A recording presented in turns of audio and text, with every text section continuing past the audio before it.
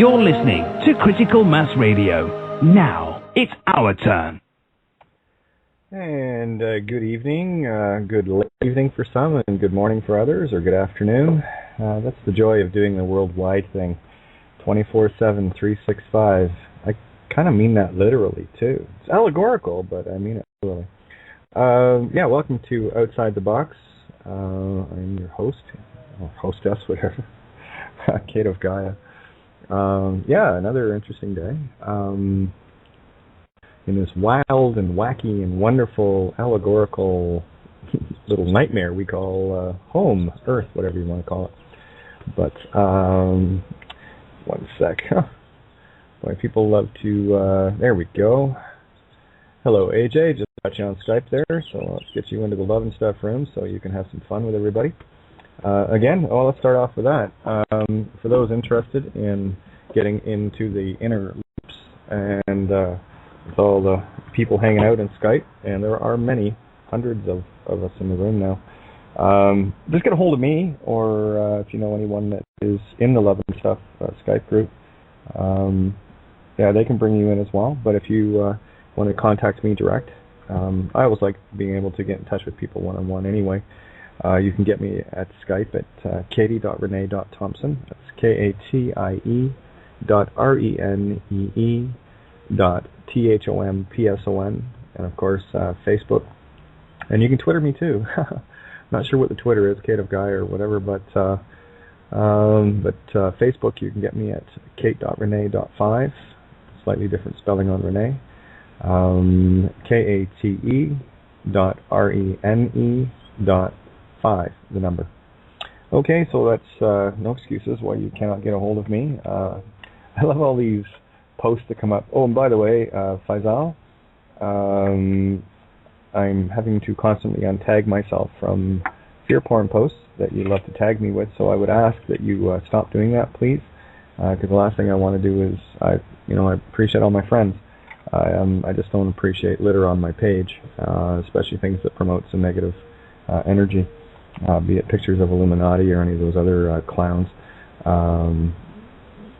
Just please, it's, again, when you do that, you're just reinforcing the illusion around you, and I'm doing my best to dispel it and break it down so that you can see what's really going on. So I would ask Faisal on Facebook, please stop tagging. If there are messages that raise vibration as far as getting people into the home zone, i.e. within themselves, great, please. I've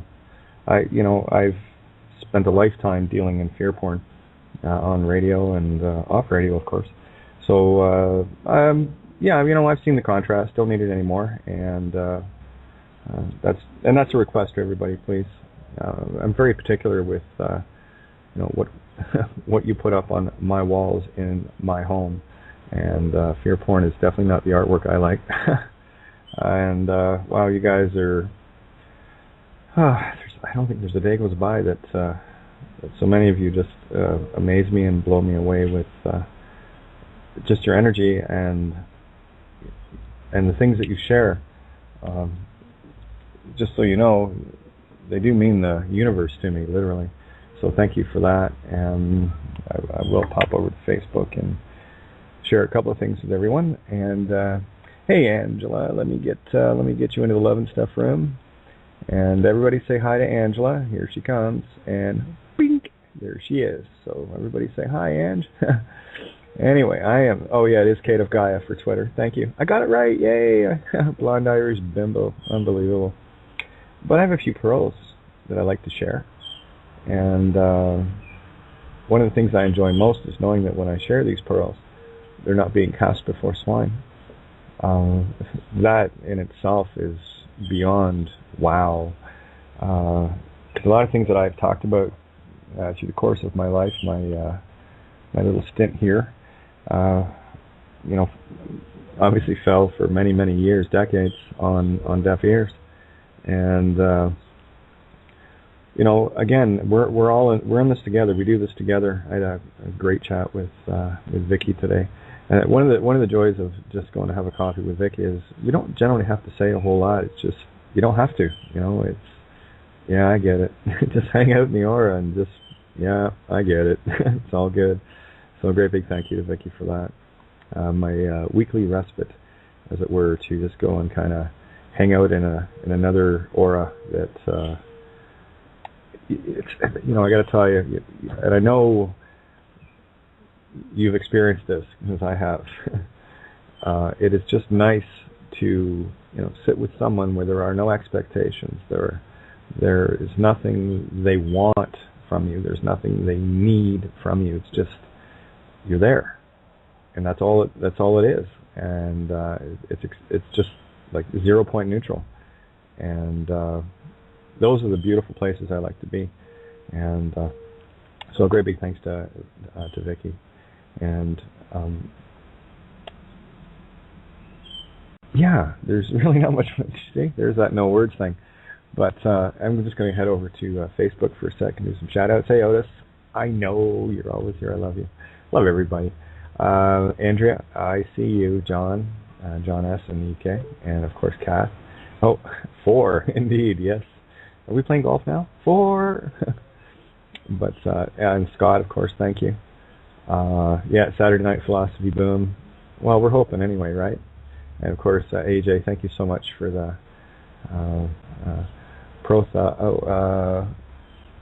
Propylamian. Sorry, small screen. And of course, Susanna Cat. Always got my back. And gorgeous picture, Consuelo, the 2 black swans. Absolutely stunning picture. And there's something else I'd like to read out as well from Aaron. This is the kind of energy that I'm talking about. And Colin, oh my. Here, I'm going down the list here. This is how important things are. This is the resonance that I speak of, and I do love to share it with you in the mirror. And apparently I'm a white solar mirror in Mayan. I knew that a long time ago. I just never really got into. Well, I did. I'd read it and everything, but I got to tell you, when Cole was reading that last night, I'm going, oh yeah, okay, that works. A lot better than I ever thought. Hey, Sean, I just saw you pop up there. And Claudia, hi. And Bindi, I know all these. Why do I feel like I'm in Romper Room? And I see Cindy, and I see Billy, and there you go. For those of us that are over 45 in North America. Okay, so this one is from Colin. Love this. If does not exist. It is only a construct of fear of an outcome which does not, has never, and may not ever transpire. There is no if. There is only when. The only when is now. We do not try. We are not capable of trying. We only do or do not. We do not dabble in falsities. We do not believe. Belief leaves room for lack of knowing. We are absolute. We are anonymous. Just kidding. But I will be speaking this on a podium somewhere. Absolutely. Just to throw a couple more gleams into that one. We have been so indoctrinated for so very long to doubt ourselves, to get so caught up in the physical construct where reality has been falsified. And on the way back, I was thinking about, you've heard of the proverbial leaps of faith. And, you can talk about leaping into the unknown. Excuse me. Now, on a physical level, leaping into the unknown would be, taking on a, let's go meat stick for a minute here, looking into a new job or a new relationship or, moving somewhere where you've never been, traveling across an ocean, which is why I'm here. I've traveled that ocean a few times. These are the physical leaps into the unknown.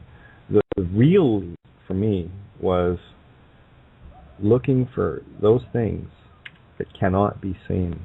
And I'm not talking from the religio-cosus perspective of the silly beings in their little clown suits, their vestments and robes and all manner of, pre-programmed bullshit. Sorry, you look funny. Really. If you could just see yourself, really, you look very funny. because you're just spewing that which you were taught to spew, without ever having looked for it yourself. You're just towing the line, as it were. But no, the hidden I speak of is that intuitive, that inner knowing that, what did I forget to remember? That one? You know, the one that has you answering the phone at the same time someone is calling you, to call the individual that you picked up the phone to without it ringing, and there you are, both on the phone. That's resonance. That is a telepathy that you've been taught to doubt. You know, things like deja vu. What's that all about? You know, the clues are endless, and the different situations we go through, the different coincidences that we notice from time to time. Well, I assure you, there are absolutely no coincidences whatsoever. You know that, and they are happening every instant. They're not just, oh, they are in the now all the time, if you are. So all you have to do is pay attention, and the yellow brick road will open before you. And you'll notice that just ahead of you, Hansel and Gretel have been dropping loaves, never mind breadcrumbs, to find the way home.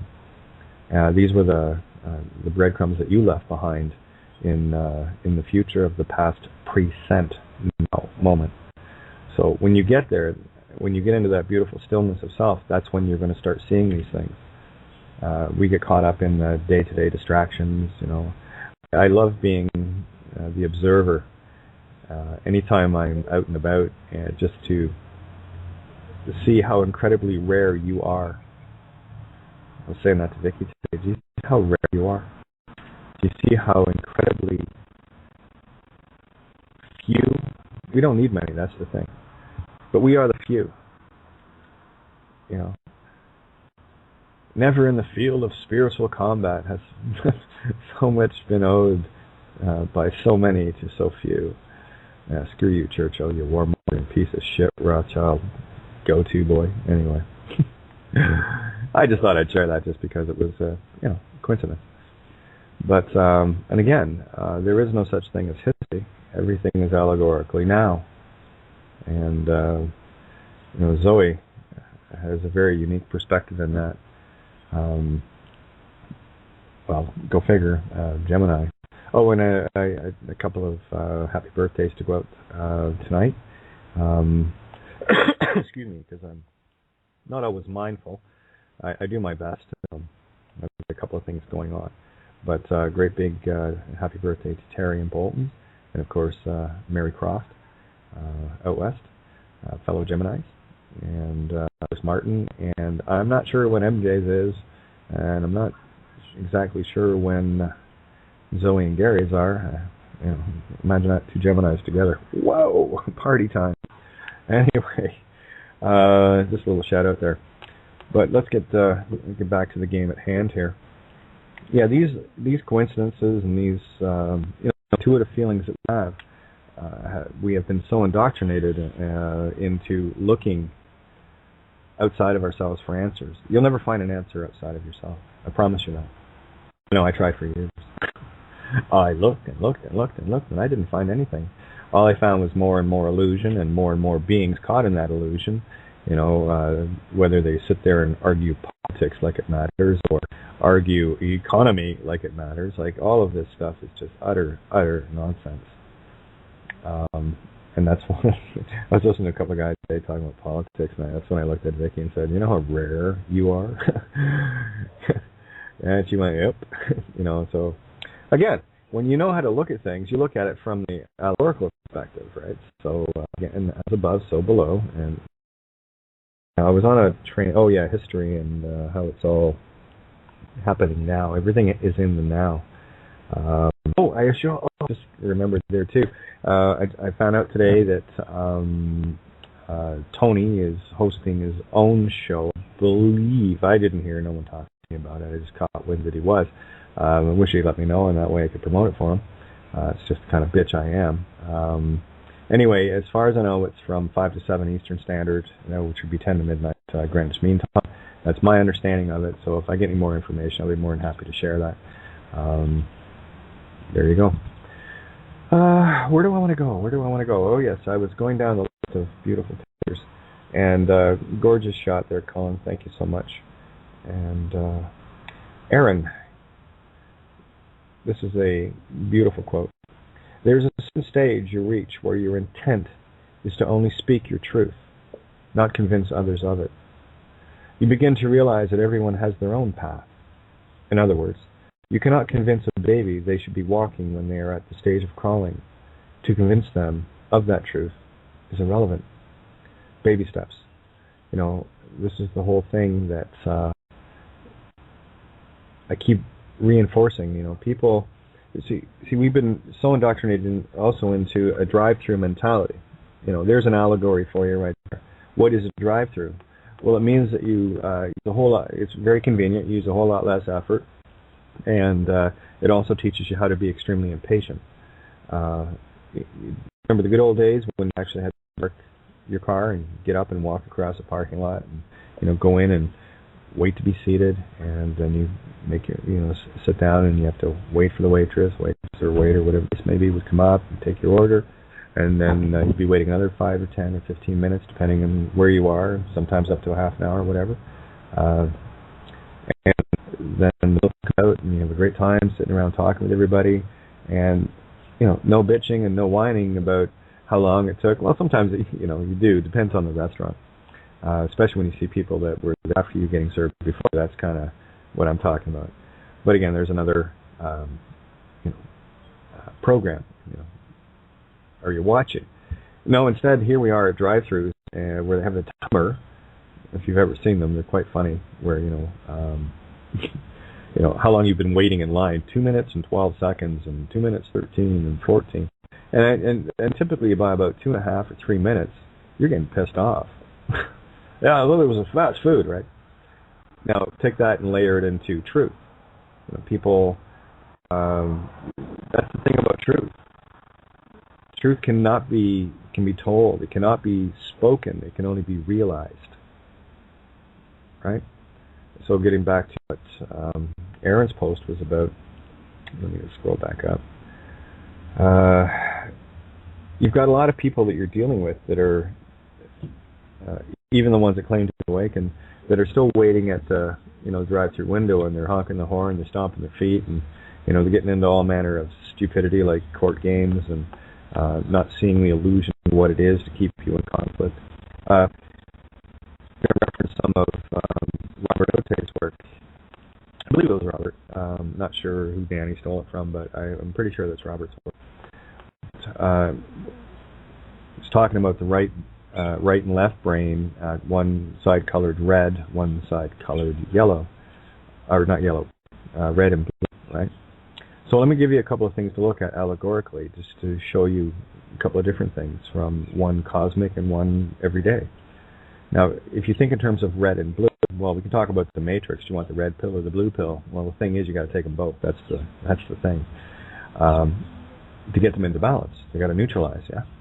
Because you don't want to be all knowing and all of a sudden and not be in control of your divine feminine creation, because you create a little chaos there.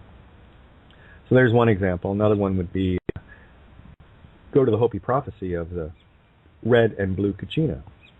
What were they referencing there? What were they really talking about? Were they talking about these planets and suns and they were, inbound things, or were they actually speaking of something a little bit more hidden than that? And for me, the red Kachina, blue Kachina was all about consciousness coming back into its neutral zone of divine feminine, divine masculine in balance, working in unison instead of, fighting against one another. And you can see that every day. You've got some guys that are like uber masculine. They're the ones that generally are, jarheads wearing, big work boots, military work boots, and standing on transgendered people's throats just for shits and giggles, and heading out to the bar that night with their buddies going, yeah, did you see that? Yeah, of course, yeah. Yeah, that was really big and manly and tough of you and your 14 or 15 buddies standing by cheering you on like the bull you are. But that's, anyway, so there's your uber masculine.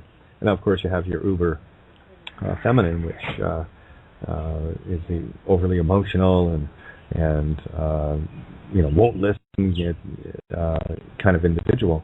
Now that applies both across the board. I know a lot of guys like that, and I know a lot of girls like the other too.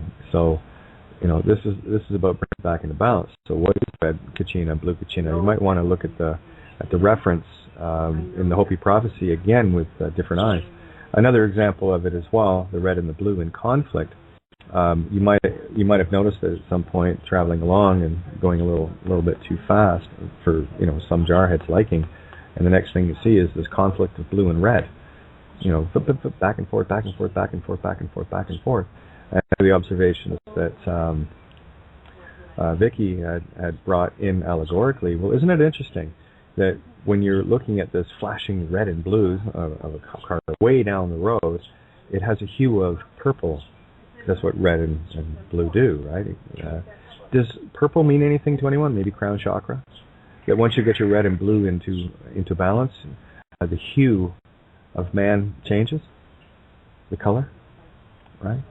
So when you have this effect of red and blue, and of course you see the allegory with quote aliens, unquote UFOs or whatever, where they talk about the red and blue lights that are being utilized to create propulsion. Anti-grav effects, whatever the case may be. So don't limit yourself to looking at one thing or two things. Have a look across the board and see what resonates with you as far as, if you see something. I got to say, the Sunday thing, the show and the DW event, as we'll call it, it's pretty funny. Well, the good thing, it was all good. I loved it. Good promo, bad promo gets the word. Thank you. Had a lot of new listeners, and apparently they hung out, and I got lots of messages saying people, I am subscribed, and there you go. What ye sow, so shall ye reap. Enjoy the harvest. But I also got a video outlining some of the things that had been taken, and one of them that was mentioned was the red and blue brain as it was illustrated. So that kind of resonated, and then I started looking around and remembering things that had the red and blue effect. So there's a few things just to let you know where you can look in terms of allegory. It's all there. How are you looking at it? So for me, it's bringing the left and right, the Cain and Abel, back into resonant frequency to create that beautiful indigo, violet, amethyst hue that is your higher self. And the closer you can get those frequencies to work together, the higher you go, And for those seeking drive-through truth, it's very, very simple. If you want truth in an instant, you are certainly not going to get it, digging around here and there, looking. You need to meditate first, get your downloads. You've already looked enough. You've seen everything you need to see. Everything, I promise you. Everything happens now, right? So, time to have a little look at you. Look at what do you need to sort out within yourself? You're me, you. This is a daily practice with me. Not practice, actually. Kind of getting good at it. But in the stillness of self, when you take that time just to be with you, the most beautiful essence in the universe, I know that. I don't believe that. I know that. That's why I have such a hard time with the TLBs when they show up and I just chainsaw them out of the picture. People get all irate and everything. No, I'm not talking to you, asshole. I'm talking to your tricky little bastards making you think it's you. Can you see the difference? Can you? One of these things is not like the other. Yeah, it ain't you. It's the program. So I say, don't get with the program. Look at that reinforcement. Get with the program. No. Programmer for spelling? They don't think. And that's where the sigils and whatnot come into play as well. It's very interesting. So thanks for that post, Aaron. And Graham, you messed up my makeup this morning, jerk. Thank you so much for the picture. Yeah, again, you guys you just overwhelm me, and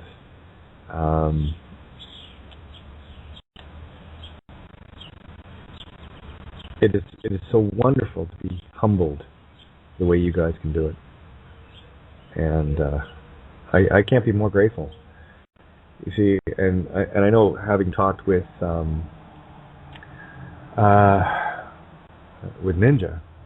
I forget where I was going there, just caught another bus, but excuse me, about the pedestals. Ninja knows exactly what I'm speaking of. A lot of people do. That's why I don't tolerate them. You see, because with pedestals, there's two things that you create. You create I-dolls and icons.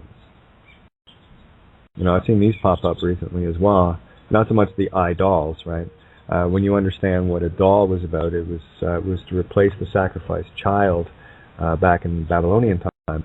Oh yeah, I've been doing this for a long time, and it was given to the sibling as a reminder and token of the their sibling that just got sacrificed to Baal, whatever name you want to use it, the Luciferian Antichrist energy. All right.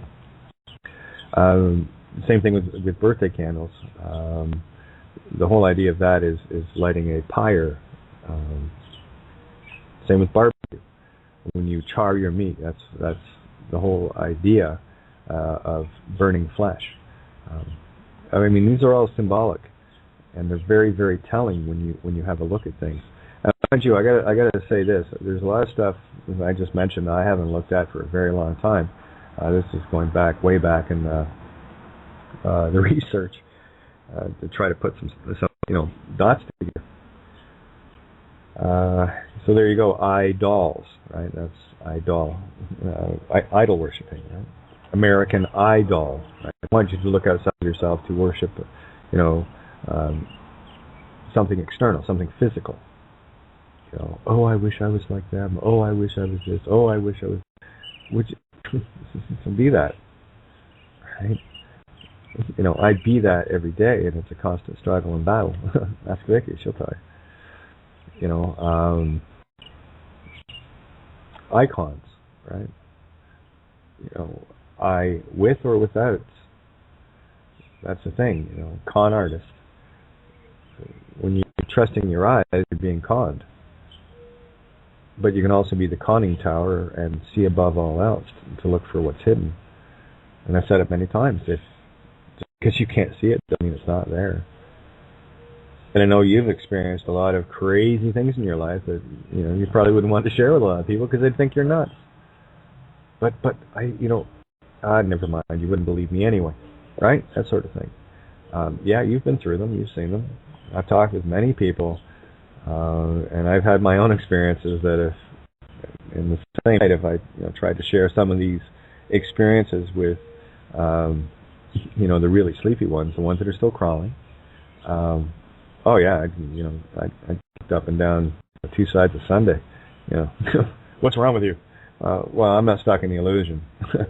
So that what you think is wrong with me is actually what's right with me. Mirror, mirror. Oh, I pissed off your ego. I'm sorry, I'm leaving now. But don't worry, you'll get over me. I did. Say that a few times in the mirror and see what happens. But thank you so much for the picture, Graham. It's beautiful. Yeah, my quote, you guys must love messing up my makeup. Humbled and grateful for that. Was in love with me. Right? Yes, Bindi, there's a reason why I'm from Ireland, and it's not because, the Irish, no, there's a very specific reason for it.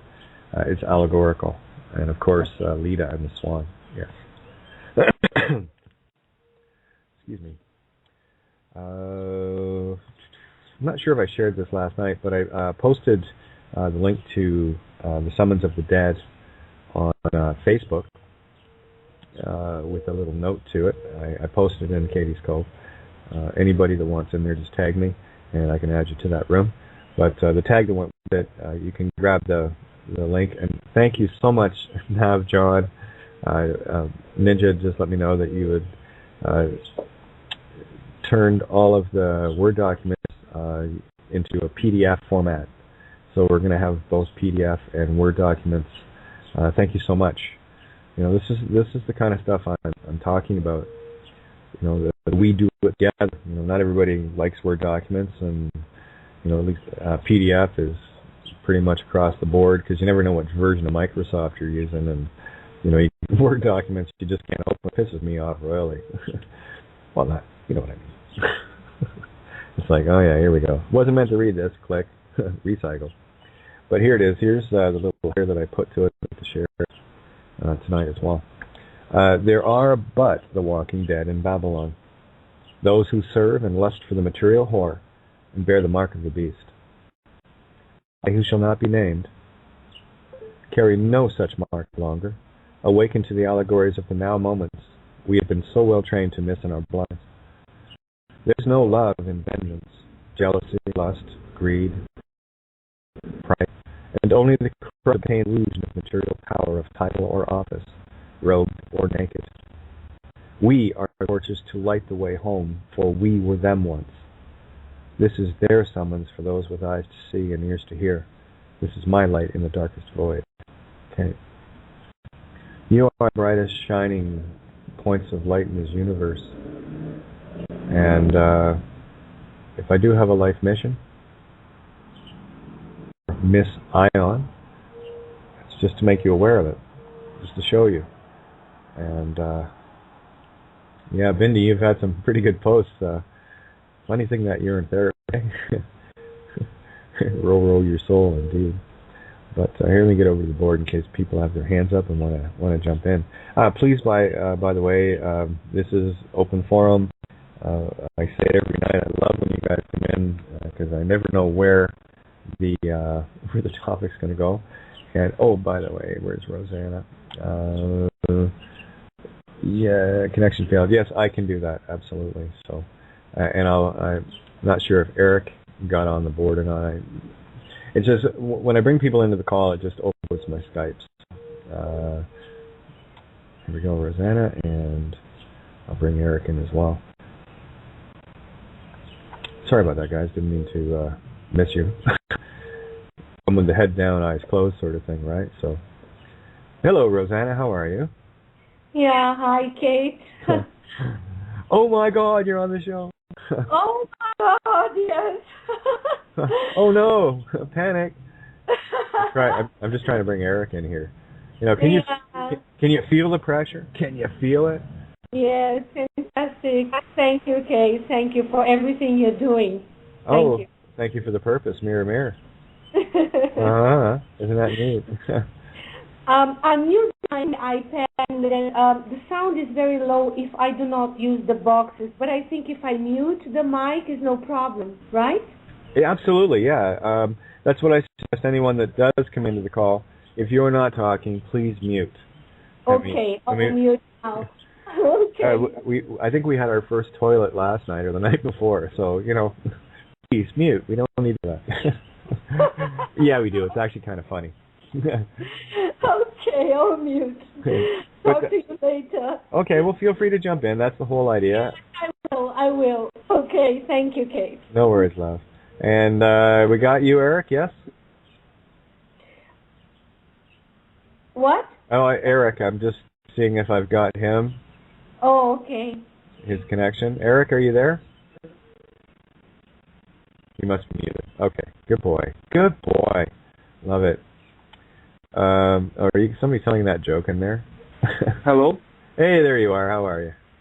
How are you, Kate? How are you guys? Good. Yeah, kicking at the dark till it bleeds. Great line from Bruce Comer. Great song. Thank you for calling, and thank you, Rosanna. Rosanna is my friend, and I'm very glad that she's jumping in today. Hi, Eric. I'm finally here. For sure. That's very good. Yes, it is. Absolutely. And no one's jumped up in the room yet. So, if you want to get in the call, all you have to do is hit 1 on your keypad, and that'll let me know that you want in the call. And if you're on Skype calling in, open up your dial pad. That's hit the little plus sign on your Skype. You'll see it when you put your mouse over the picture. The top area.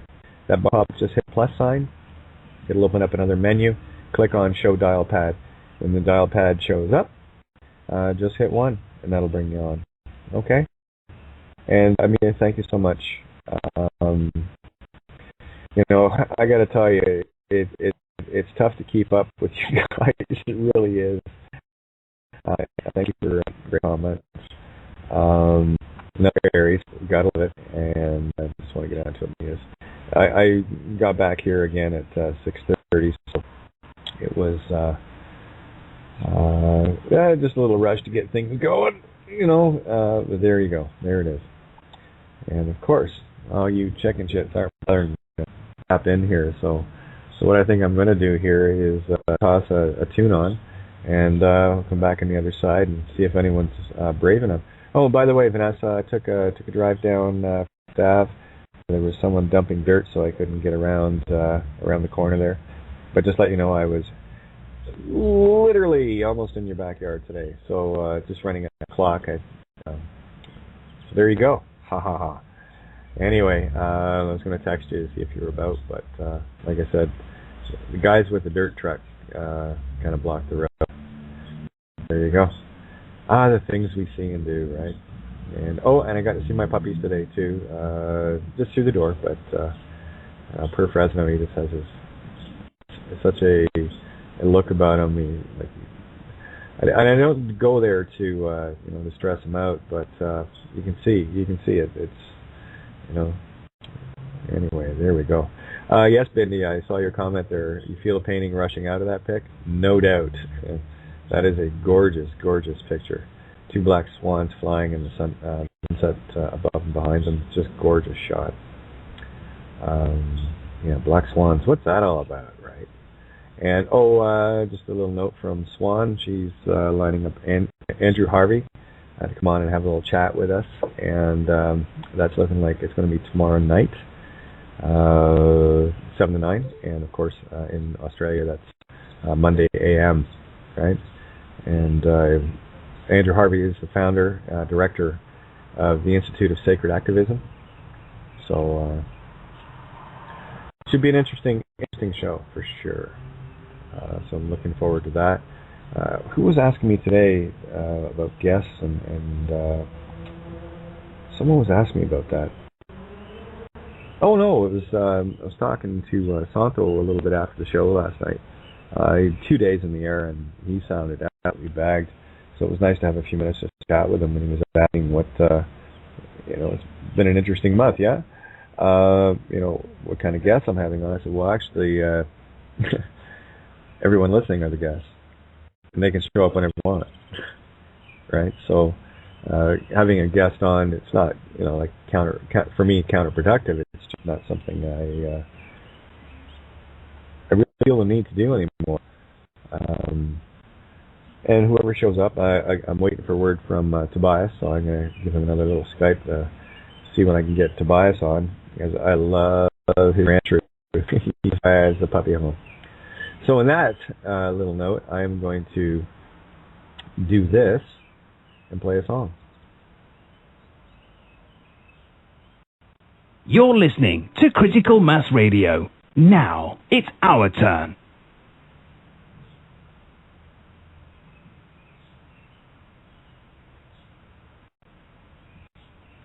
As the player wants to go. Oh God, I love this so much. Let's try that again. There. Pretty eyes for my daughters Emily and Hillary. Yeah, I've actually been on a nice tear lately. This is off the live album.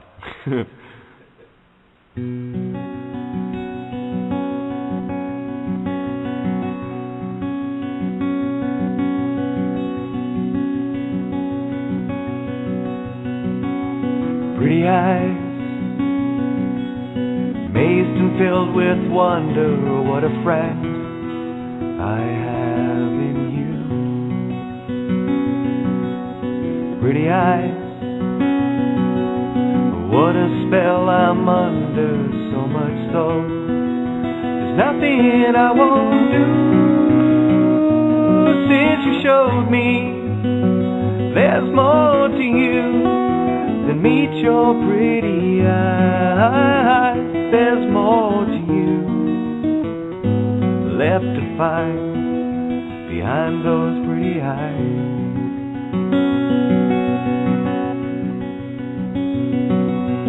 Pretty eyes,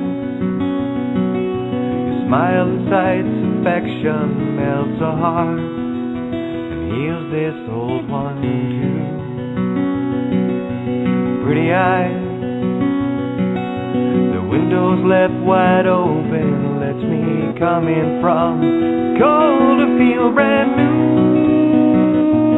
Since I've known you, there's more to you. Your first breath told me why. It's more than pretty eyes. A daughter's love is what you'll find inside.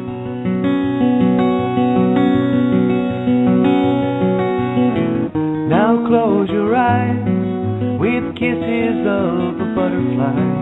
Be still, I'll be waiting when morning finds again your pretty eyes.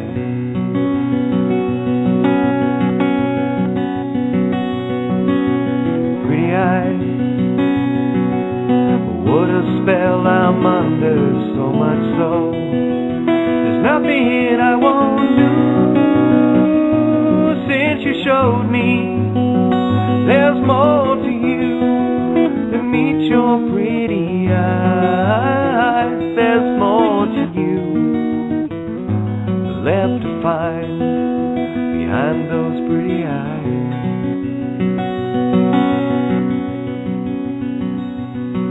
Yeah, pretty eyes,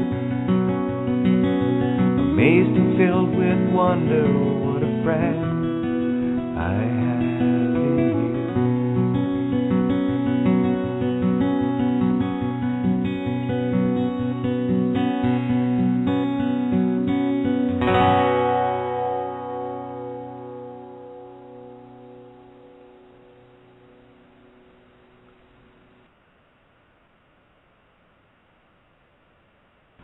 There we go.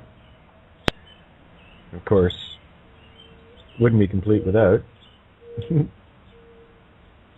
Very beautiful, Kate, this song. Yeah, I wrote that.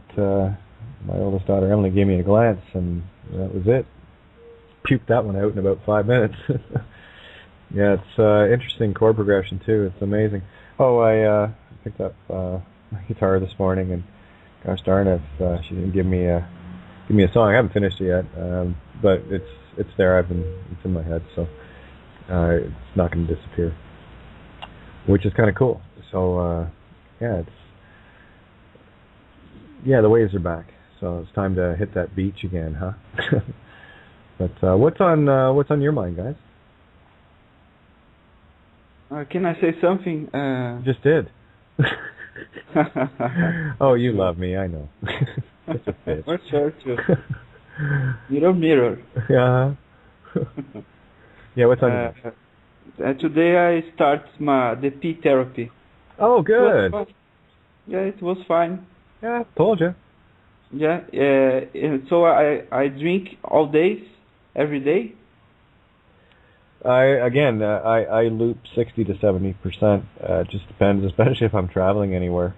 But definitely, if you can loop 100%, great. You don't need to. Again, you listen to your body. Your body will tell you. And one of the things, especially people that just begin, depending on where they are on their path, the yellow brick road, will either be a mind-blowing eye-opener, and literally third eye, and for those that are, again, a little bit higher on the climbing the Jacob's ladder, spirituality-wise, will still get the impact where it confirms a lot more. And people are wondering where the downloads come from with me. I am just the walking, talking culmination of all the things that resonated that I chose to make a part of my life.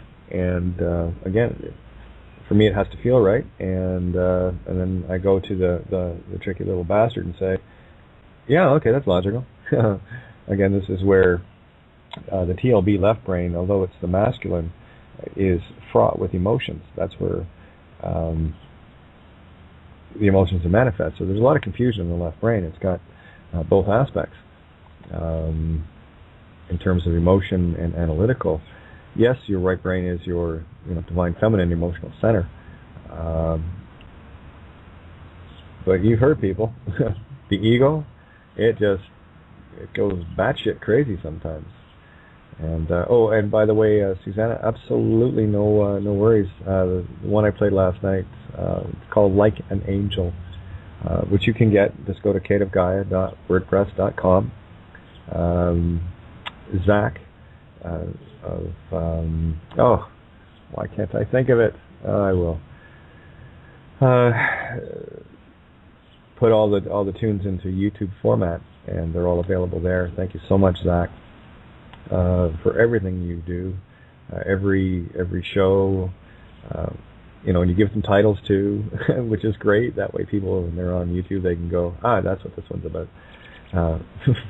Does that by himself. I don't give him any titles. I don't title any show or whatever. So that's when it's out there, whatever resonates with you, you do with it what you want. But kateofgaia.wordpress.com, you can download that.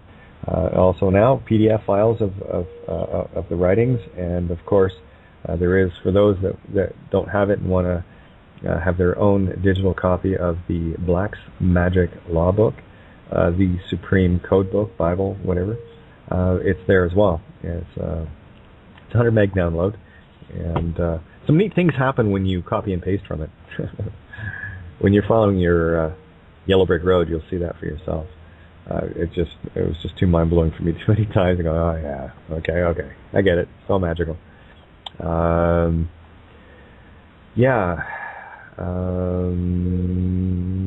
I haven't checked my email yet today, so I've just been kind of running around in a big moi back.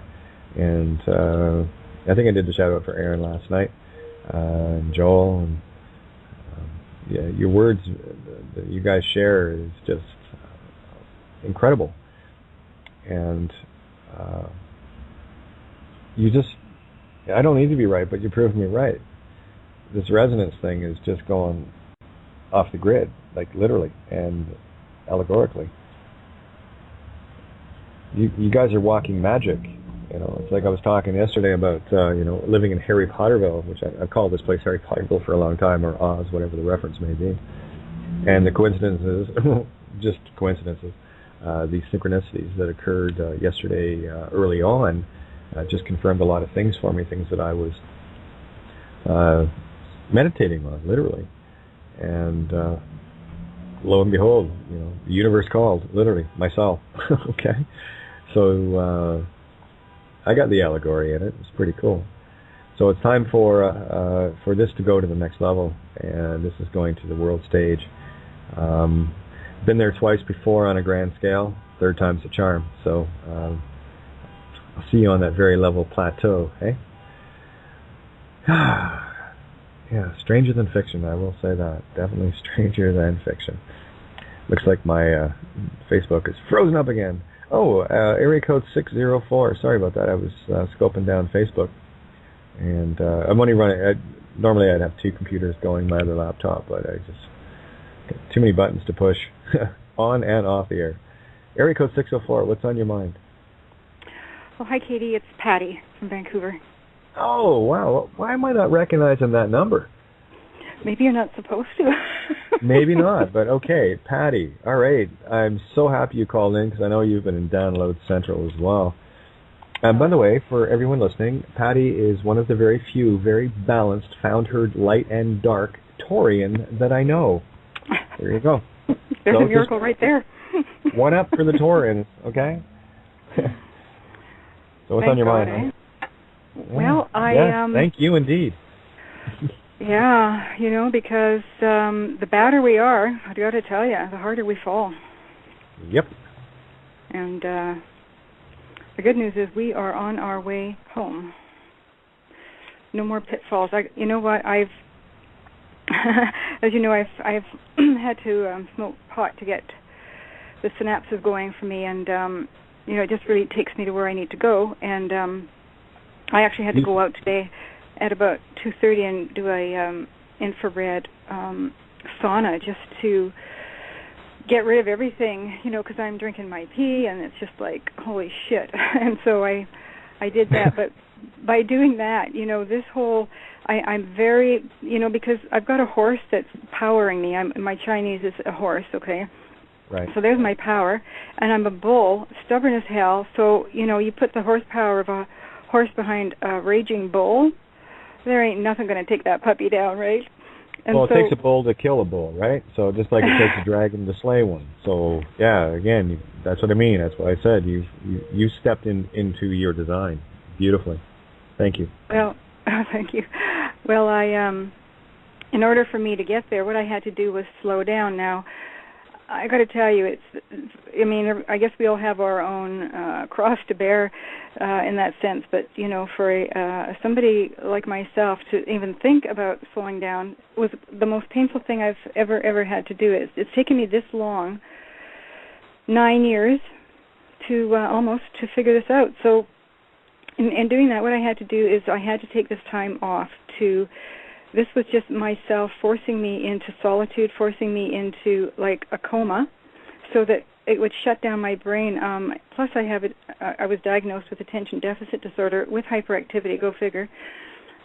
So they've got all these forces against me, trying to keep me from my prize. And it was only through being in a coma, really, because I was just like MK Ultra medicinal, because I have a license for it. I have a license for 15 grams a day now. That's pretty incredible, right? So these forces were just really not wanting me to slow down, and I had to fight it. And the only way I could really battle this was where I was led, and where I was led was getting this marijuana and drinking my pee. I think it was a combination. And plus, before I did all my urine drinking, before this, I had just been spending. I so desperately needed to not be here where I was. At the same time, be grateful for it. And as I went alone, being ungrateful, I would have to start over again. I've had to start over again so many times. My brain wouldn't shut down without being in this coma. So here I am in this coma, and it allowed me to smell the roses. Like what I was doing was, if I didn't, with ADHD, you can't finish a task. Like, I would have 6 different projects going, never able to complete them. Well, that's because when we do that, what happens is we miss one of the connecting dots. You see, and this whole dot thing is, really, this is how I found the dot. I had to find the dot, because the dot was the only thing that was going to get me out of this. And so I was forced to find the dot. The only way I could find the dot was to stay still. And that's the hardest thing for me to do. So by staying still and finishing my tasks, that ended the circuit. You know what I'm saying? It completed the task. When I would go off into another direction, I was creating another dot. Okay? So I would lose my speed. I was going to ask you there, whereabouts in Taurus is your birthday? First, second, or third decan? Third decan into Gemini. That's why you're having a hard time. You're pulling the Gemini, the Mercurial, constant chatter. So, again, this is why Taurians in third decan pulling in the Gemini, they just need to simply shut up and get quiet. I'm just outlining what you're talking about. You're walking, talking proof of it. So there is mutability with you, right? Because you draw in aspects of the Gemini. So what you're describing to me is exactly what a third decan Taurian is. It's like me with third decan Gemini. I pull in the feely of Cancer. Oh my right? God! So, double. It's a double. Well, if you're in a first or third decan, you're getting a double hit, and a lot of people don't realize that they're drawing in a first and third decan, you're drawing either the sign before you in the first or the sign after you in the third. The connecting dot. Yeah. Right? And thank God I have an ascending Pisces. Can you imagine what I'd be like if I didn't? Or, you mean that works both ways, right?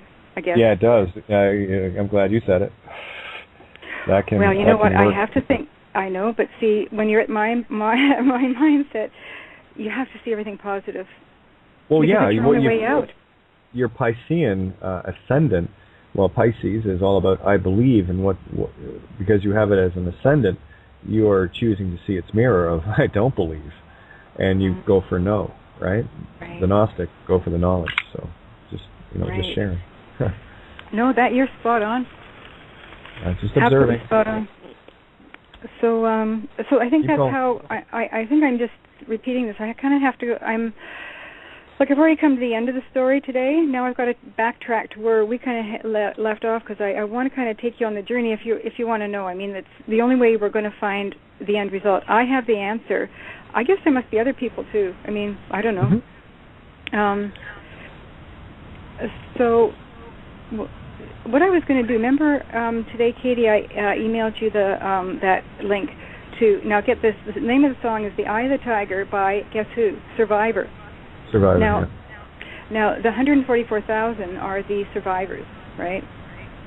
And the only place that the 144,000 are going to have safety is in the eye of the tiger. Now, we have to find out, and by reading choices, your printout that you sent to me, thanks, Katie, that after I read that, and I really, really chewed it. Now, normally with my tendency to flare through it, I probably would have picked up 6 keywords and left it, but I was really forcing myself to really take a good, close look at this printout that you had.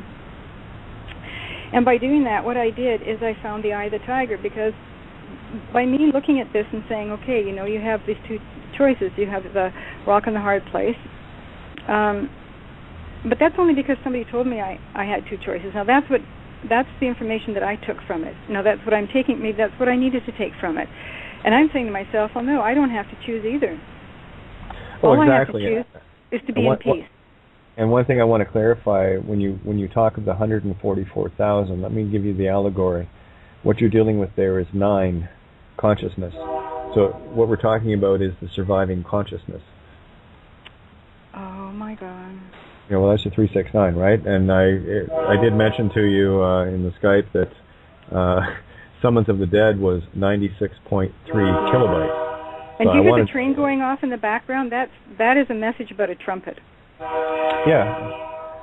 Again, I think it was one of the lines. Oh yeah, one of the. Yeah. Let me see if I can grab it. Yeah, keep going. There's a couple of lines that hit me in the tune today that I was working on. If I can find it. Carry on for a second. Yeah. I just have to quickly pop inside. Here, I have my notebook.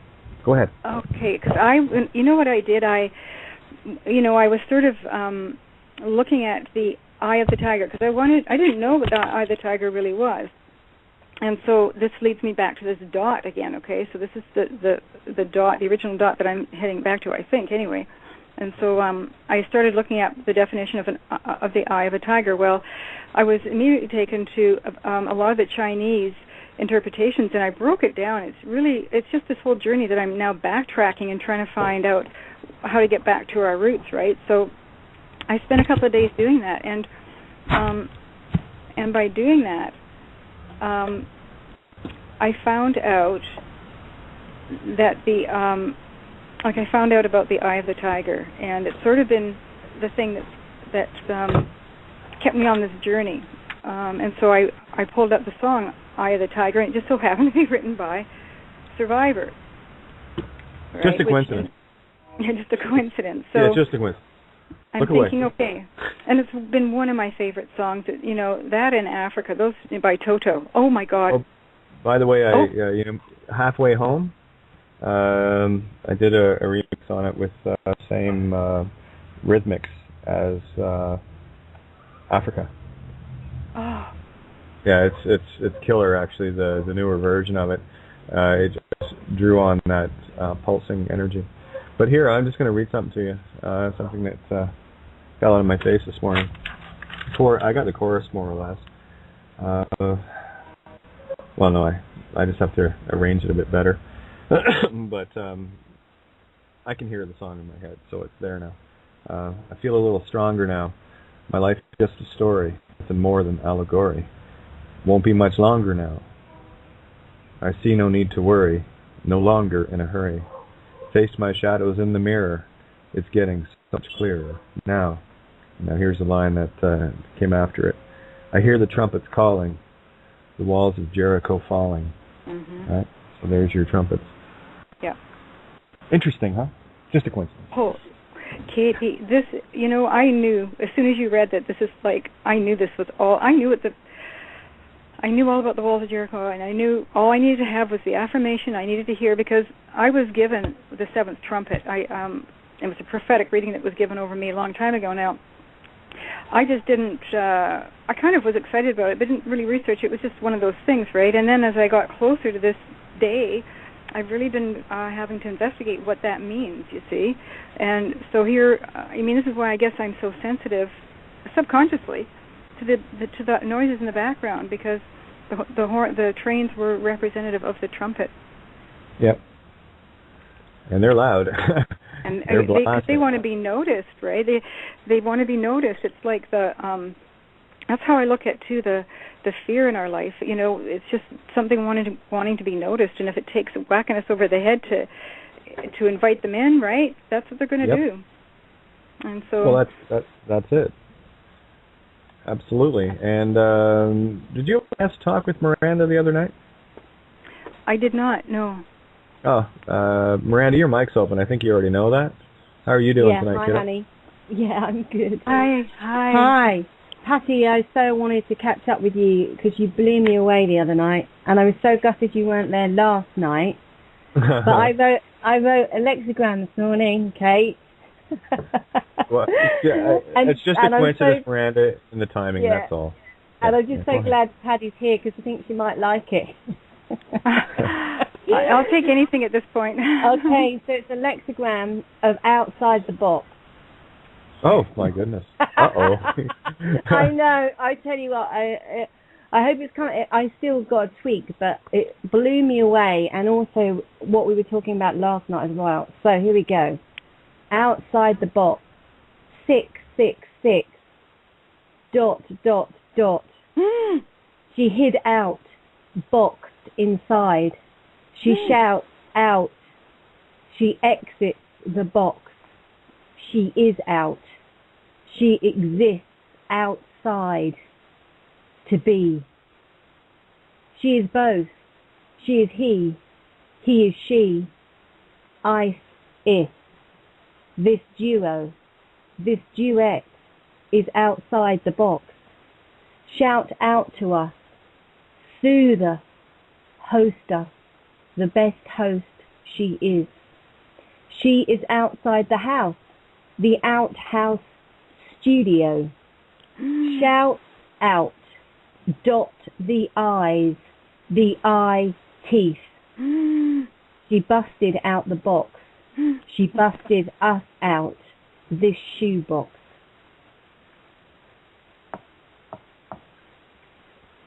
Well, I got goosebumps. So. Holy shit! Are you kidding me? I'm not kidding you. Miranda's a handy one to have around the lexigrammer. Oh my God! Oh my God! Because Patty, I really wanted to know. I mean, maybe do it via Skype or send it the message to me. But I would love your full name to see what I can get from you. Because I may be able to do a lexigram, because I so resonated with you the other night. The eyepiece and I just thought, isn't that mental that 666 and it was 666 yesterday? Like what? I'm blown away. I'm just numb. My fingers are tingling. I'm just numb. I don't even know what this means, and I don't want to know right now. My focus is to get this message out to you. Well, keep it going. Hang on, I gotta have a moment. Hang on, okay? That's the magic. Welcome to Harry Potterville. The wonderful land of Oz. And we get to be the whiz. Drink it. Boy. Drink your whiz. I can read the whiz one. Okay. Oh, yeah. I'm back. I'm okay here. Okay. Okay. So what I did is I went into this Eye of the Tiger, and oh my God, it's just, I've got it up here. So what they do is they start it with intro, right? INTRO. Now, if you look at it, intro. Do people want to look at it? Because why don't I post the link in Skype? Should I? Yeah. And then you can listen to the music. You can all listen to it once, and then we can go through it, because I just want to show you what I see, and then you know what? We'll go through it once, and then see what you see. And as you go through it once, you're going to just pick stuff up, and we can just all kind of midrash it all together. And you know what? There's going to be a whole lot of shit going to come out of it. It's going to be like doing your lexigram, but in your head.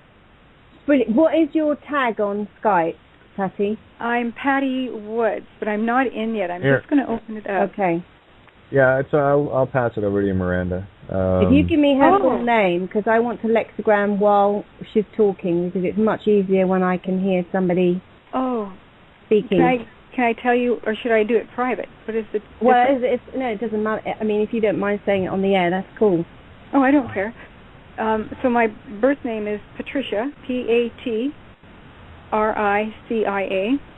Yeah. Diane, Dianne, 2 N's. Yeah. Byers is my birth name, Byers. Now, isn't it interesting that my birth name, Byers, represents commerce, purchasing, which has been my, and it's interesting, too, because I gave that name up when I got married, and I am now legally Patricia Diane Woods, but for some reason, a couple of years ago, I threw back my... You need to be in the woods. I needed Byers. Now, you see, because I put it back up now, my Facebook name is Patricia Byers Woods, and that's what I've been going under. And you know what happens when I did that? By starting my dot with the Patricia, which is the common, right, in both names, so that's the one dot, the Diane became the second dot, which was the foundation. So when I brought my Byers back in, the Diane held it in place so that I could be connected to my Woods. So my name actually really is Patricia Diane Byers Woods. Because that's how it would work if you joined the dots, right? Anyway, there you've got it all. You can work with it how you want. Thank you, hon. Thank you so much for doing this. This is crazy. And something else too. If you want to post that link, go ahead. Due to the fictional world copyright and stuff, I'd love to be able to play it, but kind of goes against the Blog Talk rules without. I see. What do you call it? Just posted it permission. Now. Yeah. And hey, Kevin, good to see you, my friend. I'm just. There it is. Yeah. Floating around here, and I did notice that Jeremiah did have his hand up to jump in. His number is there. So Jeremiah, I'm going to bring you in because I think you got bumped off, and you came back in and haven't hit one yet. So I'll bring Jeremiah in. Again, I'm just going off intuitive here. So I kind of got the vibe I need to bring Miranda in exactly when I did. So it sort of worked out, didn't it? Jeremiah, how are you? I'm blown away by all this. It's beautiful. Damn, eh? And you were saying 144, and I was listening today, coincidentally to Bill Donahue, and he was mentioning, the 9, spiritual 9, and 432. That's 9, 72, 9, 108. How many times did they hit the drum in Buddhist times or something? 108 times. So it's beautiful. That's all I can say. Yeah, and again 666. There's your 18, which is 9 consciousness. Yeah. So it's all there. I mean, I still do on occasion, but I reference myself as my only job is to be the son and the daughter equally, to shine the light on the dots and be connected. That's why I had to shave my head, because funny thing, you know what? When I was going for my sauna today, I thought, okay, I didn't know what it was like out, so I put on. This is really weird. Like, I've been having to shave my head. It's the one thing that it's been the hardest for me to face is my vanity, right? And so for me to shave my head, I had to take a good look at myself to see who I really am, so that I wouldn't judge others on their appearance. And so when I'm walking, and I realized that before I left home, so I'm walking down the street and I looked and I went, holy shit, like, I've got blue pants on, not blue jeans, but blue pants around where my hips and legs are. I have my pink baseball cap for love, right?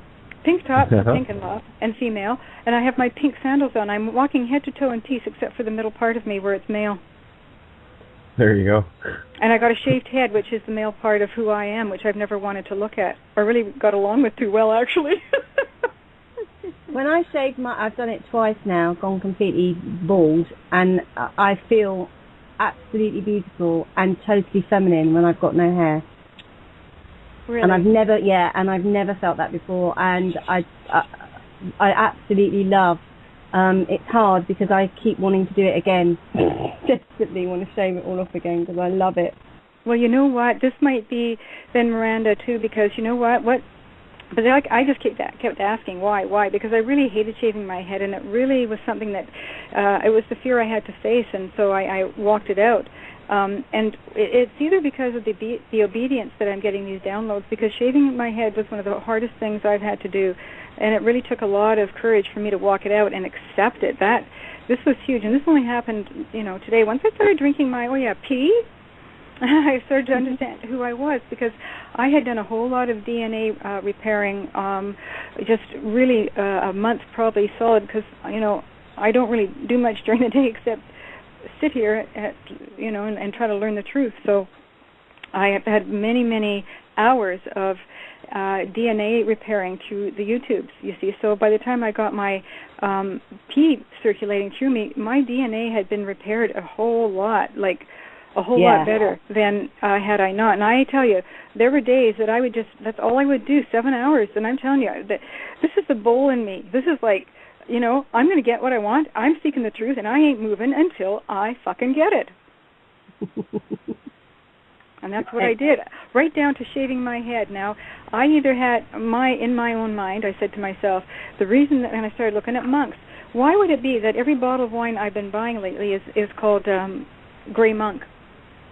And so I started researching about monks. Well, why are monks so good at meditating? Why are monks so holy? They go and they are alone, and they know how to do it. And so, actually, you're right. It so does quieten you down. And I didn't know why for a couple of years I kept really wanting to shave my hair, And I had a very old cat, and for the last couple of years I was preparing for his death. Because he was like 22 and I knew he was going to go, and I was, quite emotional about that. And then I was watching, this is about, it must be over nearly 2 years ago, I was watching this program on the Egyptians, and when the household cat died in Egypt times, the whole family shaved their head in respect to the cat. But you know what that's also, sorry, I have to, can I interject for a sec? Yeah. What that says to me, the allegory to that is, once the hair of the cat dies, in other words, the cat is dead. The cat is the outside of the box, what we should be looking at. The cat died, which means the frequency on the hairs of the cat are no longer working, no longer functioning. To me, that's a foreshadowing of what we should be doing. So that would, to me, would say, shave your head. Mm. I shouldn't have been so stressed out about shaving my legs then. Okay. Do you understand what I'm saying? Does that make sense? I totally understand. But Katie, when you say that you wake up every morning to your nightmare, I'm going, guess what? I'm sitting right next to you with the same slippers and same house coat. The only thing is you got hair and I don't. And so I know what that nightmare is like, because when I go out without a hat and I got no hair, okay? I mean, that's my nightmare. I just had a nice little note come in, by the way. Thank you, Divine. Hit the dial button when looking for the messages that were posted during yesterday's call. My phone Skype back isn't too friendly. Well, I can actually bring you in. But no mistakes, right? So it must be time to connect with you. Loving my Wii. Got my husband to try mine. Yippee! Pee. Yours silently at the table. Indeed. So I'll tell you what. Obviously, you're listening.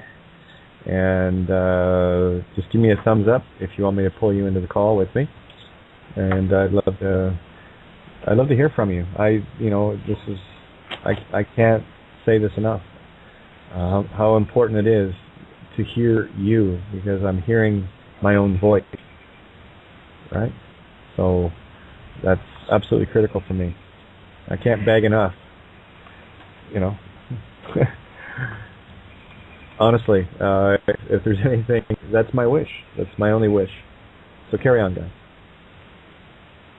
Are you talking to me? Yeah. You guys go ahead. You guys have the floor. This is beautiful. Okay. Can I jump in and ask him one question? You just did? Mm-hmm. Yeah. Because I heard she's saying about monkeys. And I think yesterday, Kate, you put the Maya calendar. And in the Maya calendar, my higher self is a blue monkey. And so am I. I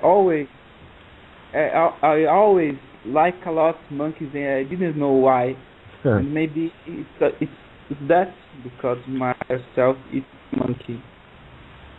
Very, very nice to talk about the monkey. I was remembering. Yeah. I'm not sure who It was put the link up. So I thought Miranda put that link up. So thanks, Miranda. Again, all things for a reason. Everything in the now. And look at everybody that's going click, click, click. This is when I say tick tock. This is where we get to all be the cog in the wheel, in the machine. Kate of Gaia, cog. That's all I am. I'm just a cog. Very nice. Can you talk a little more about the monkey, the higher self monkey?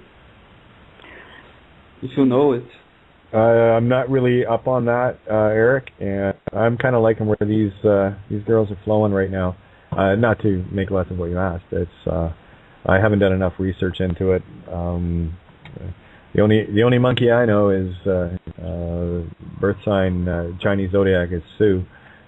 And the only sign in the Chinese zodiac that can fool a dragon is the monkey. Isn't that neat? So and anyway. Of course, outside the box, Sue is in outside the box. I did wonder whether to mention her. Yeah, that's very smart. That's very smart. Works for me. Well, I did that. I did find that Mayan galactic signature thing, and I put in my birth date in that, and it says, whatever this is, a red spectral dragon.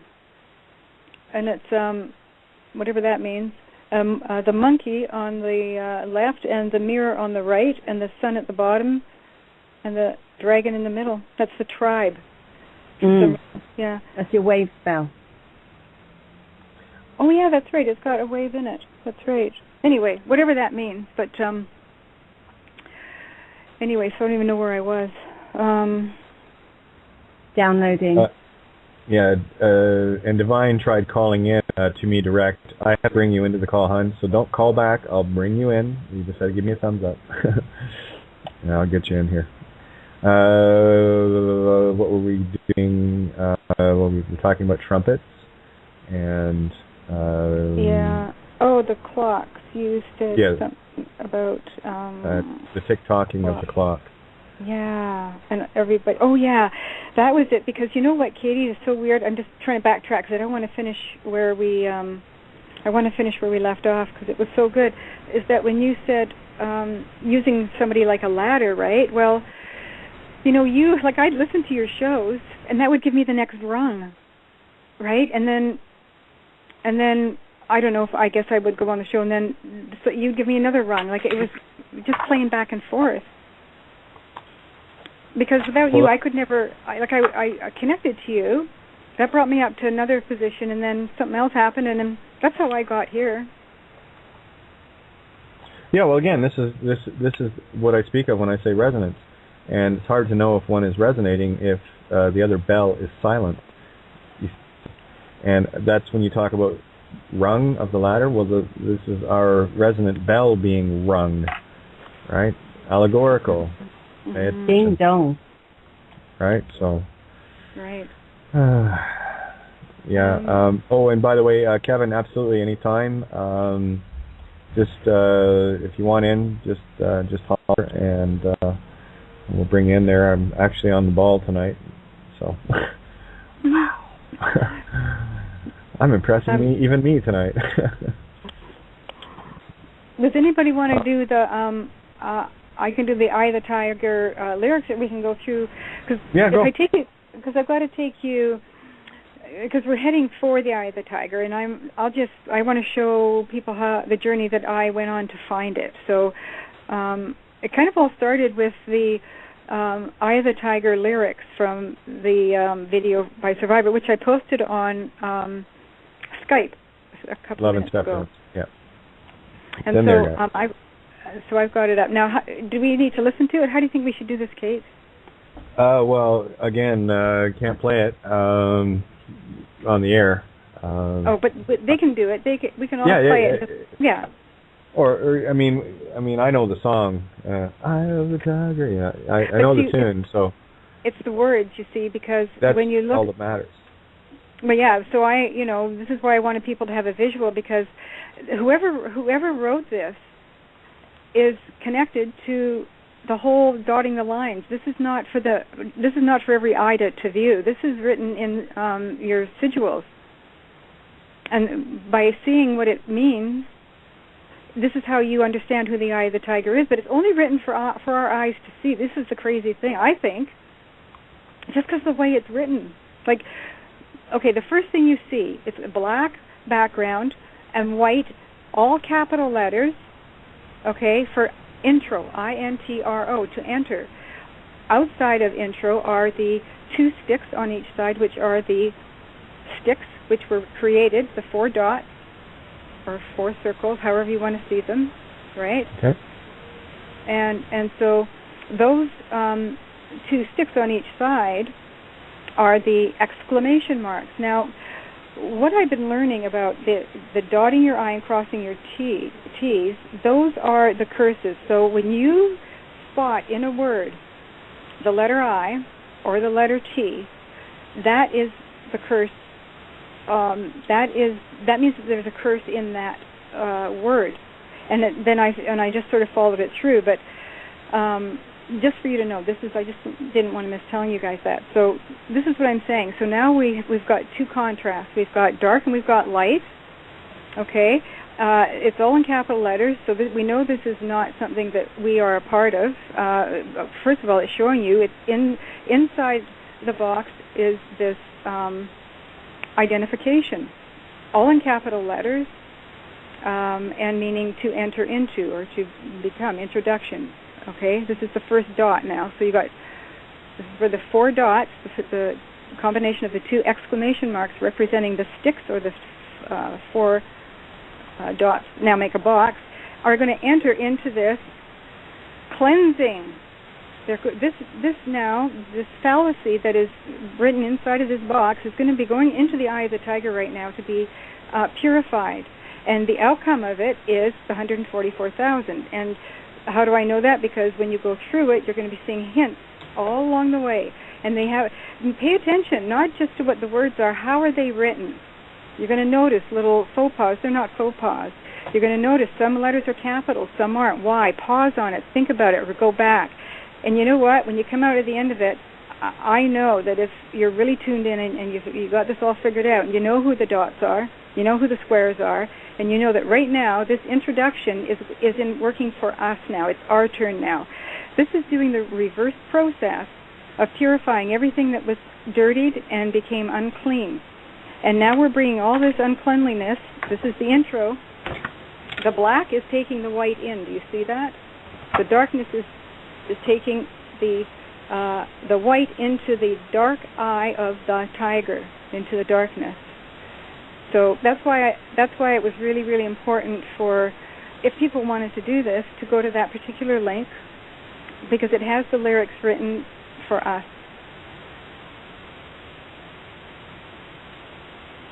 So I'm cool. playing No, it now. I was muted, so you know me. Mute. Yeah, no, it's better for me when there's nothing in the background, because as I said, I have this attention. I was going to say I am hearing a bit of a hiss, so if whoever's in the call, if you're not talking, please mute, because that's where the hiss is coming from. By all means, jump in whenever you feel like it. It's just a matter of, hitting your mute, unmute, right? So that just helps play nice for the rest of us kids in the sandbox. This song is so nice too, and you'll notice too now, to the trained ear, which I know that Katie of course does. When you listen to the intro, there's a sequence of sounds like do do do do, like you'll hear the do do do, 1 2 3. They do that 3 times. Now, we're into the introduction now, and this is the beginning. Now we're into this is the 3 dots, okay? So we're taking everything back home. Isn't it interesting that there happens to be those 3 bang, bang, bangs? Okay.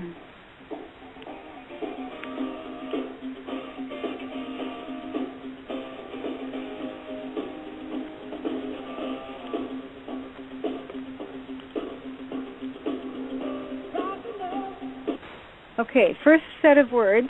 This is the first. It comes up and it says, rising up back on the street. Now, I'm just going to tell you what I've taken from it, because as I tell you what I see, you're going to start seeing it. It's going to make your process a lot quicker. I see, and Kate, you're probably a hell of a lot better at this than I am, but what I see is rising up on the street. Now, it didn't say streets, it said street, singular. Rising up on the back is where our chakras are. And so what's happening is our chakras are rising up on the back of our street, not branches, not streets, not highways, one street being our chakras. And the next set of words is took my time, took my chances. Now, you see, I think by the time you get to your chakras being open, now he's looking back going, took my time. Like for me, for instance, I had to take my time. That was my lesson, and I think patience is probably a big thing that we're all trying to be taught. And we took our chances. We threw it all. We threw everything we had at this. We gave up absolutely everything for this time. This is why we are here. And you see, they're talking about past tense now. They're not. He's not saying, I'm going to still be. He says, I did, and I took my chances. So now we're moving ahead again.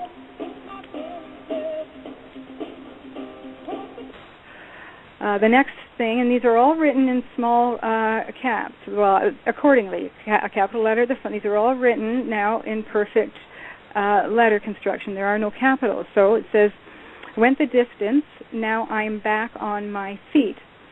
Well, that in its own right says what's happening. Back on my feet again refers to the chakras, the back on my feet, and we're grounded because our feet are now, you see now when I was walking home, when I came back from my infrared sauna, you see I was taking water into the furnace, and and I'm just really sitting there going, what are the messages here for me? And so what happened is I went into the sauna. This is an infrared. This gets heated up so hot from the inside out. That's the difference between a sauna on the outside. Now, isn't that interesting that we're looking on the inside and everything is on the inside? The fire rages on the inside, and that's where this burning was happening within me. That heats up your body, and this is how you get rid of your toxins. They get purged. So what happened is I was in there, and I went into the shower, and I showered twice because I got really hot. I've never done that ever before. And so I went back in to the sauna, and I learned at that point how to really be efficient. I kept my water on the outside, and I just opened the door a little bit and grab it and bring it in. I had never done that before. I used to go out and cool off and drink my water. This time, what I did is I had it at the door, and I brought it in with me. And I'm just doing this naturally because I followed the flow of events, right? And so I'm drinking the water inside this heating factory. Okay, what does water represent? Well, it represents life. It represents everything that's good and true. So here I am taking it from the outside the box, bringing it into me, drinking it, and washing it through, however that manifests with my DNA, whatever. I don't know how this is all. I'm just telling you my story, and it's sort of coming to me as we go. And I washed off, you see, the machine that purifies, and that's us, you, me, whoever's here. We're the purifying machine. You know, I went in and washed the toxins off twice. So that means double. Now, because the two tribes of Israel are coming home, there's the tribe of Judah and the tribes of Ephraim. They're under Joseph. The tribe of Joseph, which represents Ephraim. Well, Ephraim was blessed with double blessing when his father crossed his arms. Instead of giving it to the firstborn, instead of Manasseh getting it, Ephraim got it. So Ephraim's coming home. This is the story of Joseph. This is the calling of Joseph. This is the calling of the yous and me's and all the people that have been to the pit. And when the time was right, when Joseph had not 1 ounce of pride left in him, only then, no matter how he tried to trick his way out by speeding up and not paying the price, which is what I was guilty of, by always trying to get out of the box too fast. It was only when I sat there and went, okay, bring it on. You know what? If this is what's going to happen, fucking bring it on. I'm ready. And that is, the less I resisted, like you said, Katie, it's that Chinese finger clutch thing, and I was very guilty of it. But you see, this all had to happen at this particular time, during this particular day, at this time. I had to wait. I mean, when I got home from the sauna and I was revealed the truth, I was forced. You know, I mean, I'm just, you know, Katie, what I'm like. I mean, I get going and I'm just like, okay. The second hardest thing for me to do. Yeah, I did mention. I did mention third deacon, right? Gemini draw. Yeah. Oh yeah. Okay. Yeah, double, right? I'm coming home here, and I'm just like, holy shit, like it's like I'm going to miss, I just really want to come and tell you guys. And I just went, stop. I forced myself to make a smoothie, thaw the banana. Oh, that wasn't blended enough. I literally reversed everything that I wanted so desperately to do, and it was the fucking hardest thing I've had to do. I intentionally had to prolong me coming here to tell you this. Even when I got my Skype up and everything ready, I had to sit here and go, okay, I think I'll just wait. I'm going to wait for 5 more minutes. I forced it. And you know what? All because I had to. Because I couldn't have brought this to you any sooner. I mean, when I'm getting downloads like this, my first impulse is to go on and share it with you guys. But I had to learn to not. I had to learn to wait. And the benefit is that I got to the end of the story. I never would have found the truth had I not waited for it. See, that's one of the things that I can most certainly identify with. Again, no planning of any shows, just show up and see what happens, and share whatever little epiphanies and observations and what have you I've had during that given day. So I totally get the idea of getting an epiphany and not having the words to share it. And, it might take a few days, it might take a few weeks, who knows. But I get it. So there's nothing more frustrating, especially for the Gemini aspect of communication, to not be able to commune, on with everybody, right? So it's about getting it whittled down. Oh yeah, okay. It's like the whole coin analogy, allegory of the head of the dragon, tail of the dragon at the same time. I mean, that's a very simple concept, but it took. I was looking for something. How do I describe the singularity? How do I can talk about the tree. I know how it does. You know what it does? It takes the round out of the circle and it makes it become a single dot. That's what it does. Because I just did this today, Kate. I can't believe you're saying this. I'm taking it right down. I can't. Okay, I'm saying, I'm taking this down to the core. I am not happy with the answer. I knew what I want. I knew what I wanted for an answer. I wanted peace. I wanted not a hint, not a sniff of evil. And when I got down to the bottom, where I went between the hard and the rock place, when I was reading your little thing on that, I sat there and I went, you know what? I don't give a shit who's included. The only ones welcome at this table are the pure. You figure out how that's going to happen. Well, they show up. That's the deal I made with the universe. Only those that are ready to show up will show up. Welcome to the table. You know what? That is where where welcome. The rock and the hard place meet, and you say, everybody is welcome. And that's exactly what it is. You know what? It took me a long time to get to that. How did the allegory go? And I will go before you and set the table. Because it's all allegorical. Remember when you were talking about the coin, okay? And so I'm going, okay, that's assuming there is a heads and a tail. Right. Well, okay? That's a lot of assumption, yes. Right. So I'm going, okay, I don't like the tail. Maybe the tail, this is how I looked at it, maybe the tail isn't really the tail. Maybe the tail is really the other half of who we are, which is equally as beautiful. But what they did is they split us in half. They made one side good, one side dark.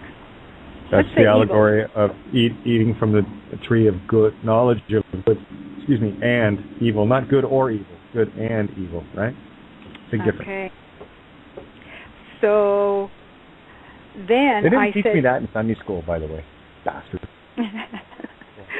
So then I thought, okay, instead of looking at the coin for the image that they want you to see it at as one being good and one being bad, which they're not, because you know what, they're both good, because that coin on one side is good and on the other side is the same counterfeit, or they call it counterfeit. It's the replica. It's the same thing. It's both good. They're both good. But they reversed it by being one good and one bad, by saying, look at the reflection. Well, the reflection is not the reflection. The reflection is simply the other side of the half. But what they did with the other side of the half is they put their symbol on it of bad, which is tail, to taint the other half of our blessing, which they took. Do you see what I'm saying? Or is that too weird? Like, I understand it, but maybe you don't say. Just fine. I'm looking up. Sorry, and I know what this is, but I just like to double check, making sure I've got it right here.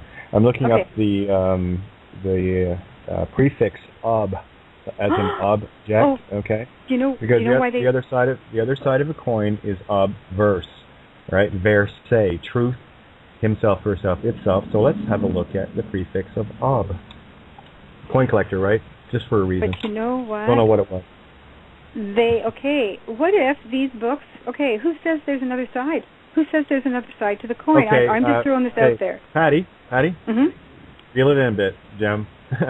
This one is going a little schizoid, so walk the path here, check it out. Ob. Now, we know what ver is from verily, to mean truth. Se, Latin for himself, herself, itself. So the truth of himself, herself. Now, they call the head side of the coin the obverse. Okay, here's what ob means as a prefix. It means toward, against, across, down. Also used as an intensive from Latin ob, toward, to, over, against, in the way of, by reason of, about, before, in front of. All right. So now I'm looking at the in front of the truth of himself, herself, itself, which would be the illusion. I'm taking the same coin and flipping it. All right. Illusion. So the one side is being pitted against the other. Okay, and it's going to take a sec to clarify. Keep going. Carry on with what you just want to bring that into it, because that's what hit when you said that about the coin. Okay, because. Do you want me to keep going? Well, you have two sides of the coin. One is the obverse, one is the reverse. Isn't that interesting? Reverse, right? But that's what they told us, and that's not true, okay? Because what they did, and this is how they made a reflection, because they created that reflection. That's what I'm saying, Patty. Listen again. I need you to hear this. Obverse, reverse. Here they are. This is the head and the tail opposing each other. Check this out. Reverse, which is the sun or the light of God within you, Re, ancient name for Ra, not the one in the sky, the one inside you, Ver, truth, himself, herself, itself, and the other side of the coin is to go against the truth of himself, herself, itself. So it's a perfect mirror in opposition on the coin of a singularity. So it's a singularity against itself. Okay, I see. See, for like, I see how you've explained it with words. That's your, you know what? Because for me, I have to do it visually. What you said to me in words, I couldn't understand it, but it means the same thing, right? Yeah, exactly. I'm just trying to give another perspective. Yeah, another perspective on the same thing. So carry on. Okay. Sorry, I don't understand when you say like, I'm so visual. I have to have it. Like, I have to see it. So I just bring out the visual, I guess, of what you say. Isn't that weird? I'm phonic. Again, I'm phonic. As a writer, I see the visuals, and I put these little sigils down that make these sounds that work. For me, it's all about phonics. It's all about the sound. So when somebody says something, it triggers me. Right? That's how I fly. Isn't that? And I'm so the opposite. Like, I get, you know what? We're here to say it for both sides, because I think a lot of people like me can't see it without visual aid, and I can. That's all I can do is visual. Oh, that's very interesting. So anyway, okay. So getting back to the visual, because when I see what you're saying in my eyes, I see, I see a coin that. Because it's the same on both sides, it's only one. Because there's nothing. It's a singularity. It's a single. So in my mind, I see that dot, us, as being everything, beauty, peace, love, and all those things, right? So if that's who that dot is, it's impossible to make that dot anything else unless you use magic, unless you look outside of the box and create something different in a different image. Otherwise, there is no, however you want to say it, opposition. Because you can't have opposition. Because we've taken this now back to the dot. Okay, this dot represents the beginning. This represents the whole, however you want to put it, the black hole, whatever it is, void. I don't know the name for it, but that's where we have found our peace. That is where we have found the place between the rock and the hard place. That is the eye of the tiger, right where we are now. And in order to maintain that, you either learn how to, maybe that's what we've done. We've had to learn how to defeat that entity so it doesn't exist anymore. Maybe that's what this is about. I don't know. I'm just telling you what I've been through. Well, let's pull some people in, and I just want to double check something here. I've pretty much shared what I need to. Joe, we got you? Oh, I lost her. Can you hear me? Yeah, how are you doing, hon? Very well, thank you. Great to be on the call. Great to have you. As Santa would say, yeah. All right. Yeah, that's how I found you, through Santa. Yeah, so what are your thoughts? Really interesting listening to Patty. I was listening to her the other night. Normally listen to you guys at night, which is after the call, but this is rare for me, to be honest. Well, perfect. You're all things for a reason. That's it. And that's when I asked if it came on right when you were reading my Skype text out to you. I thought, I can come on now. And there you were, reading it out. I thought, okay, I'll call in. Tick, tick. Yeah, tick, tick. So, Patty, I really get my head around what you're saying too. It literally, like when I first started listening to Kate, I've been listening for about 3 months. And I just need to integrate it. I see things visually and in a word format. So the two of you are probably helping me to get that concept. But then I need to sleep on things to integrate it. On things I get it straight away, but I tend to sleep on things. But I was ringing into the same reason yesterday I was listening, so it's a Sunday morning for me, so I was listening to you last night, yesterday's call, and as I pull up the call, I've got an email through on my phone. It's a YouTube standard email on Harry Potter, right when you were talking about Harry Potter. So I go, okay, listen in. We were talking about their suit, that they made that phone call about your outfit. Yeah, ready. the non-existent outfit. Being time to put on the outfit. So I thought, okay, I pick American animal cards, and yesterday I got the hawk, which is signals. So I look for signals. So I go, okay, there's a sign, and I think of the signature sign. I never thought of signal being the word of signature as well. You used to seal documents with a signet ring. Us, divine feminine, why they had to capture the divine feminine spirit. That's what this whole game has been about. Take our creation from us. We're the only ones that can. They're wimps otherwise. Cool, huh? Do you want to hear? I always look for signs, part of how I see things. So I'm just like in awe. Then listening, like when I started, I've been on a lemon juice cleanse for about 6 days, and I started the We therapy 3 nights ago when you guys started talking about it. I did it years ago but wasn't ready, so I thought what a perfect time to start it. And then I'm listening to look for what plant front and back door. Only that day I was sitting on the front steps and I looked in the pot plant at the front steps and there's a dandelion weed, and I thought, isn't that dandelions are for fluid cleansing, kidney detox, and I'm like, okay, it looks like it's time for me to be doing this weed therapy, and I need to make that dandelion into a tea. So that was sitting right at my front door. Yes, lovely. Love. Yay. The confirmation, just on every level.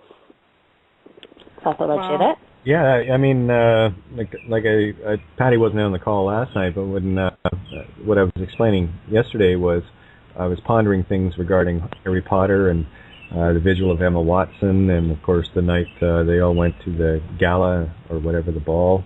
I think it was the Wizard's Cup thing, the movie with the Wizard's Cup, and I had this visual going on, and I'd been pondering about changing the world, right?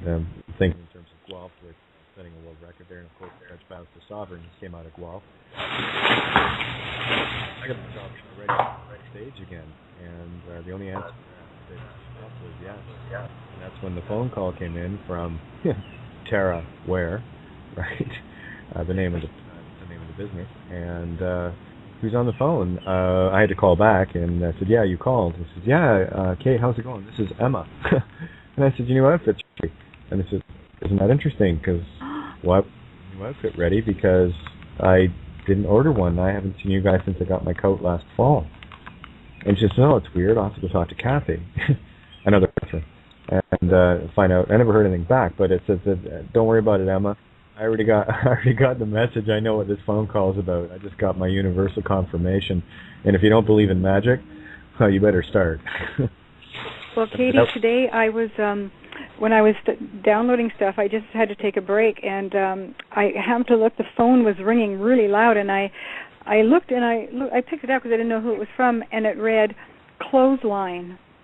And I remembered yesterday you had said something about getting that phone call from the clothes people. Well, you were just talking about this right now, and I went, oh, I remembered that. So I went to my email for some reason, and you're talking about your message from Emma. I pulled up my Hotmail, and it says Facebook message, new message from Amelia Elba. Yeah, well, there you go, right?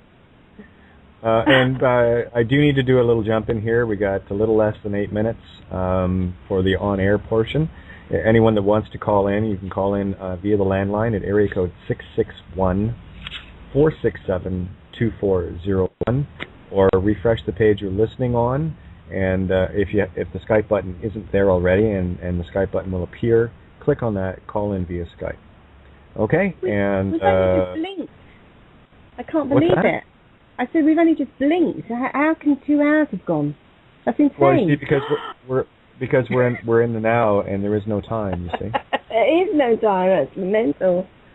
So, and just on the record for on the air, part of my Pinocchio routine today was cutting all the strings, and I decided that because my heart was not actually wanted, it was only the physical illusion of what I could provide for individuals, which has been the trend. That's what I talked about with Vicky today. I just had to confirm it in my own heart, my own intuitive, and I have cut all the strings.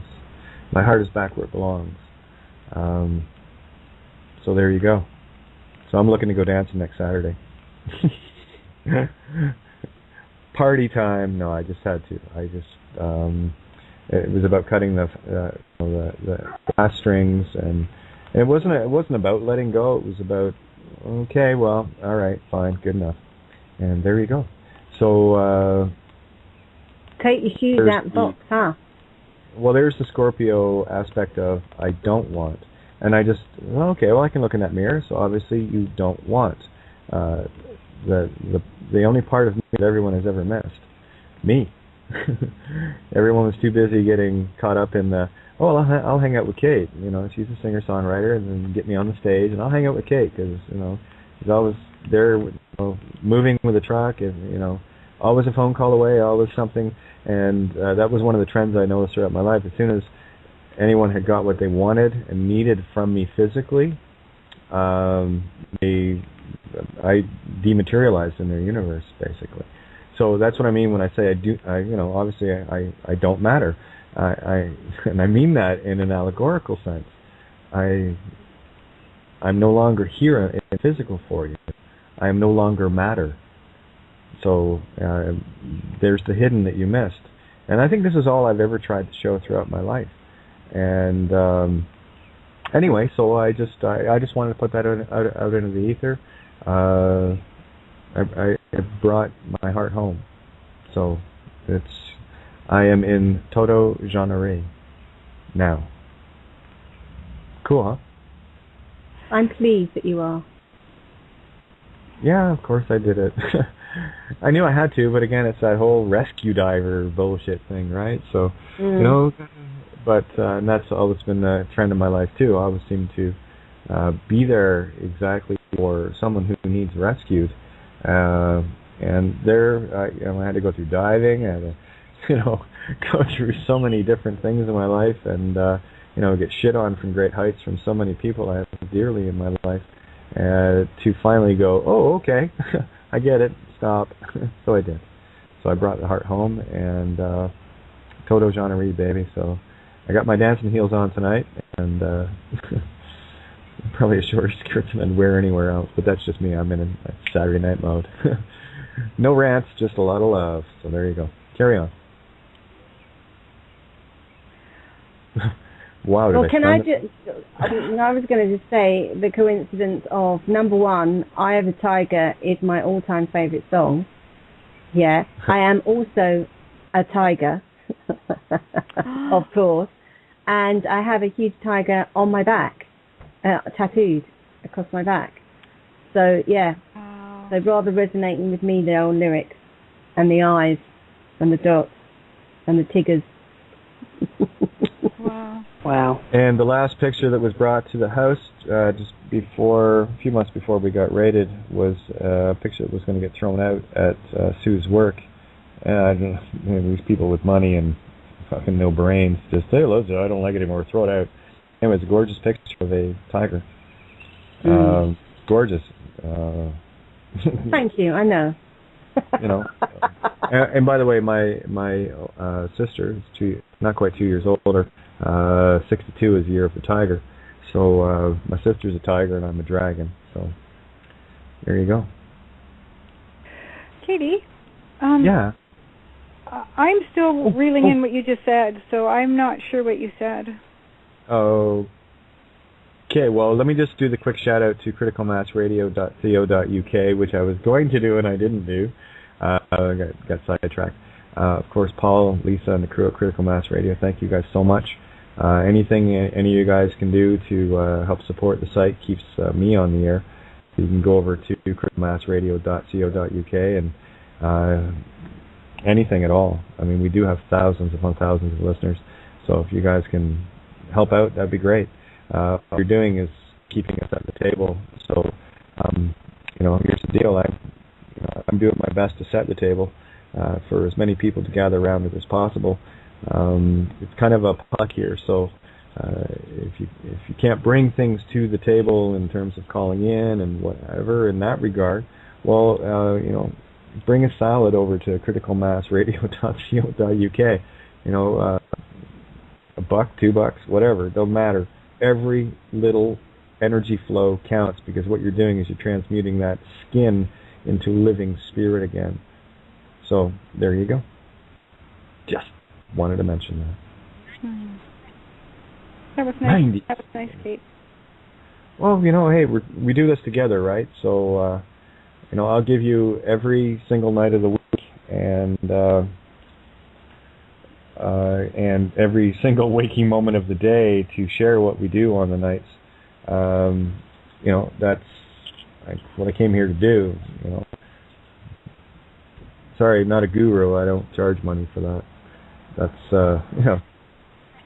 Can I just do, since we're on the air, right, before we go into the rollover, I need to say this. This is to all you gurus out there that think you're actually helping people by advising them spiritually and all the rest of it and charging them money. Well, I'll tell you, if you're still charging them money, you are so fucking asleep, your head is up your ass. Because if you truly were awake and truly understood anything, you would be so abhorred by the whole concept of it, you sleepy, moronic dope. Wakey, wakey. Eggs and bakey. There we go. I just had to say that. I feel better now. Right. I feel much better now. That's funny. So your announcement means, I don't know what it means, Katie. Like, are you? That was for the listeners, just to let people know what was going down, and that's all. It was just a public service announcement. Oh, but you're not retiring or anything, are you? Oh God, no. No. I'm just. Which part were you referring to? When you were talking about, I don't even remember, but it was just the feeling I was getting that. Well, it is my intent. I don't want to have to do this anymore, and the day that I don't have to do this is the day the twinkling of an eye occurs. So, let's get on it. I just had to bring my heart home. So yeah. Okay, I see. Yeah, I see what you're saying. The longer people, we as a group don't get it, the longer I have to, plug away on the air here. Yeah, I know. Help! I want to play my guitar. Time off. No, can't do it. No. I made a deal. Okay. Well, we'll all help you. We'll do our best so you can do your best, and then you won't have to try so hard because we're all fighting together towards the same goal. Well, that's the thing. I'm not even trying anymore. I just know what my job is, and I come and do it. That's it. There's no trying here at all. You can't try. There's no if. There's no maybes or perhaps. No, I'm doing exactly what I was designed to do, what I came here to do. I am resonating intuitively that I am bang on purpose because everything I do flies in the absolute face of this insane creation here that they actually have psychiatrists in an insane world pushing drugs onto people. How insane is that, dipshit? Check yourself in, huh? Maybe take some of your own drugs and see how that works for you. Didn't think so. Just saying. Sorry. Am I being a bitch? Yep. What I'm best at. Well, I think the word itself, the word, the therapist. The rapist? Yep, Oh, on that little subject. The big mind fuck, as I call it. Oh, yeah. And a little shout out for Colin here. I would rather actually just hang out with you guys. We can all sit around at the same table and actually see each other and, and I want to hear you too, so. How cool is that?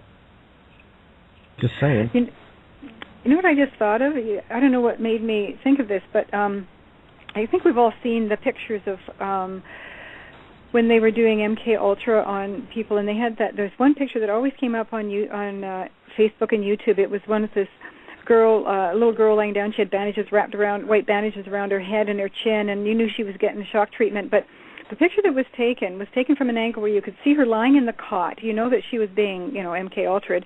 But in the hanging on the IV rack was her urine, and they said on there, because I used to be a nurse, right? We used to have to measure output and intake, and we have to measure it. They had the same sign facing us, looking us right in the face, saying, measure your urine, do not throw out and strain. They gave you the instructions. They're telling you right there all about urine. They're taking it out of her, out of her body. And here's a little program thing I'm just going to toss at you for breaking. Things like, I don't know why this just came to me. I'm not sure what the reason is. All things for a reason. Stop doubting yourself. Power up, baby. Power up. Just go. Right. We're in the now, and just roll with it. All things for a reason. Did you see that?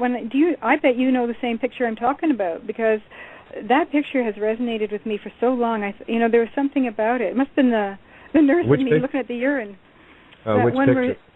That little girl is lying in her cot. You see her. She's been tortured and abused through MK Ultra, right? It was part of that Joseph Mengele time. It was in black and white. Oh no! It's Mengele, another one of the psychos. I don't generally deal in that. I mean, I've looked at it in the past, but it's a new vibe, new game right now, so I don't even really like to talk about it because it's illusion. But no, the reason I'm telling you is because they gave you the answer in the mirror. Like, isn't that crazy? It's all there, and look what people miss when they get focused on things like, well, it's an MK Ultra. Again, it's about the urine. That's it. Just about the urine. You don't see it. The good and the evil in every picture. What are the odds? And who would ever think that the truth and the goodness would be in a bag of urine? Like, it's so far-fetched, because they made it so far-fetched, right? That even when you see the truth, you won't recognize it. That's the joke of this place, right? And once people start seeing the allegories and really paying attention to their coincidental synchronicity moments, like you guys are doing, this is quickening. It is. We're on the right track. And they don't become far-fetched anymore. Nope. It becomes so real. The mirror is the reality. How come I didn't see that before? What's far-fetched is eating a chicken that's been caged and treated the way it is, not going down that path. But what's not far-fetched is drinking your own urine, but because it's there provided for you, but it's just a game. It's just what the program was. Now it's reversed. It's easy to see. Yeah, and here we are. Go ahead, Jeremiah. Absolutely. Jump in. Yeah. I was really resonating with what Miranda was saying about the coconut. And I was like, where am I going to get a coconut? I really like that idea of having a coconut bowl. I'm starting to do this process slowly but surely. And I think a coconut would be really cool. So I thought about it, and as I was listening to a show, I was grabbing some distilled water. And as I'm heading in, as soon as I look down, there's coconut. Right now I have in my hand a coconut that I'm trying to saw right now. And it is difficult. If you've ever tried to saw a coconut, it's quite difficult. But I'm halfway there, and it's a lot of fun, and I'm excited for the inside as well. And that was my puppy that you're hearing in the background.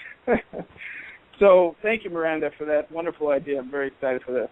Pleasure. That's it? That's it? Okay. Go ahead. And I was also resonating I was with... at a talk on coconut. Oh, so go on. Yeah. I was going to tell you how we learned how to cut a coconut. You get the back of a big knife and you just hold it in your hand with the 2 points at north and south, and just keep, whacking it with the end and turning it around and around, and it eventually just cracks open. Oh, right. So, but you do have to give it a fair hit. Big knot. Right, yeah, and then the gravity of itself will just kind of break it right down the middle there. Yeah. Well, yeah, exactly. I am sawing a coconut. It's more of the long or I higher usually away. wrap I'm not it in sure. I usually wrap it in a big thick towel and then smack the hell out of it with a really big hammer. That girl. Well, I have the towel. I definitely have the towel. That's the difference between a Libra and a Scorpio. yeah, that's it. And the great thing is my wife, she's a Scorpio, and I'm on the cusp. So that's another thing I wanted to mention. The deacons. I'm learning all about this today through Bill Donahue, and now you're saying, and I just looked at my phone and it was 11:11, but for the time. But you, which is representing my wife, which is her birthday. But what I was saying is the deacons. Now that's so fascinating. I was always wondering, how do you leach into the other side, like the cusp, like the deacon does it? So you look at the stars, and in say Libra, there's 3 deacons in there. So it's 3 stars in 3 constellation star dots in that section, correct? Mm-hmm. Okay, good. Yep. So 10 degrees. So then, 10 degrees for beautiful. each. There's 30 degrees in each sign, 10 degrees for each deacon. Yeah. So my deacon is leeching onto the other deacon in Scorpio. They're having a good time. Okay.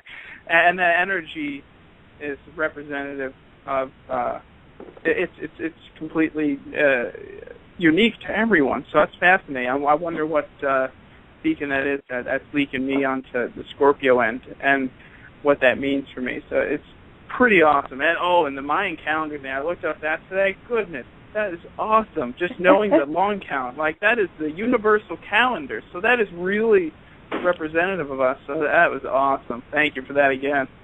I put the link for the deacons in the Skype room as well, so you can go to the deacons page and you can actually look up your deacon. So you're Libra. Yeah. You're the third. So you're Gemini deacon of Libra. All right. That's what you are. I am Libra. And you can look it up. Good deal. Thank you. I will definitely check that out. All right. Right on. And just to do my job here, area code 440, you are in the call. Just letting you know. 440? Yes. This is Billy. I try to tune in to you guys as much as possible. So, you guys are talking about medication. And okay, just a sec. Jeremiah's sawing his coconut on air. Oh, wait. I totally thought I muted this. I am so sorry. Go ahead. That's okay. Go ahead. I don't mind. I like coconuts. So, saw away.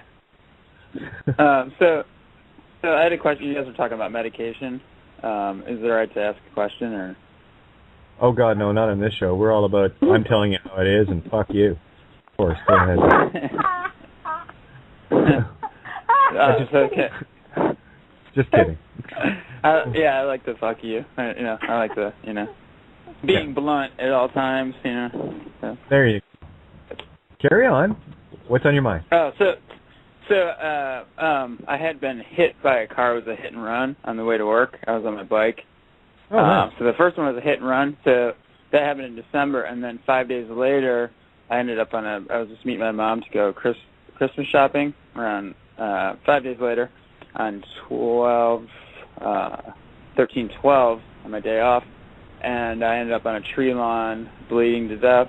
I flew over my handlebars, completely sober both times, and I had a concussion, seizure, and I went into coma, and I was in the hospital for about 3 weeks. So they, after I finally got out of the hospital, they gave me a seizure medicine that I have to take for a year. So it made me feel horrible. I have to take it for a year, and I have like 50 different doctors that tell me not to drink water because of my sodium and to take medication and give me time. So they have no answers. And you have the answer within you, Billy. Just you're on urine, yeah? Yeah. Okay, you're already the medications you don't need. I'm not giving you medical advice. I'm just telling you a fact. It's up to you whether or not you know that. Not me. I know that, and that's all I would do. And anyone who says to anybody you don't need water wants a good slap up the side of their head. Yeah, I mean, the doctors are idiots.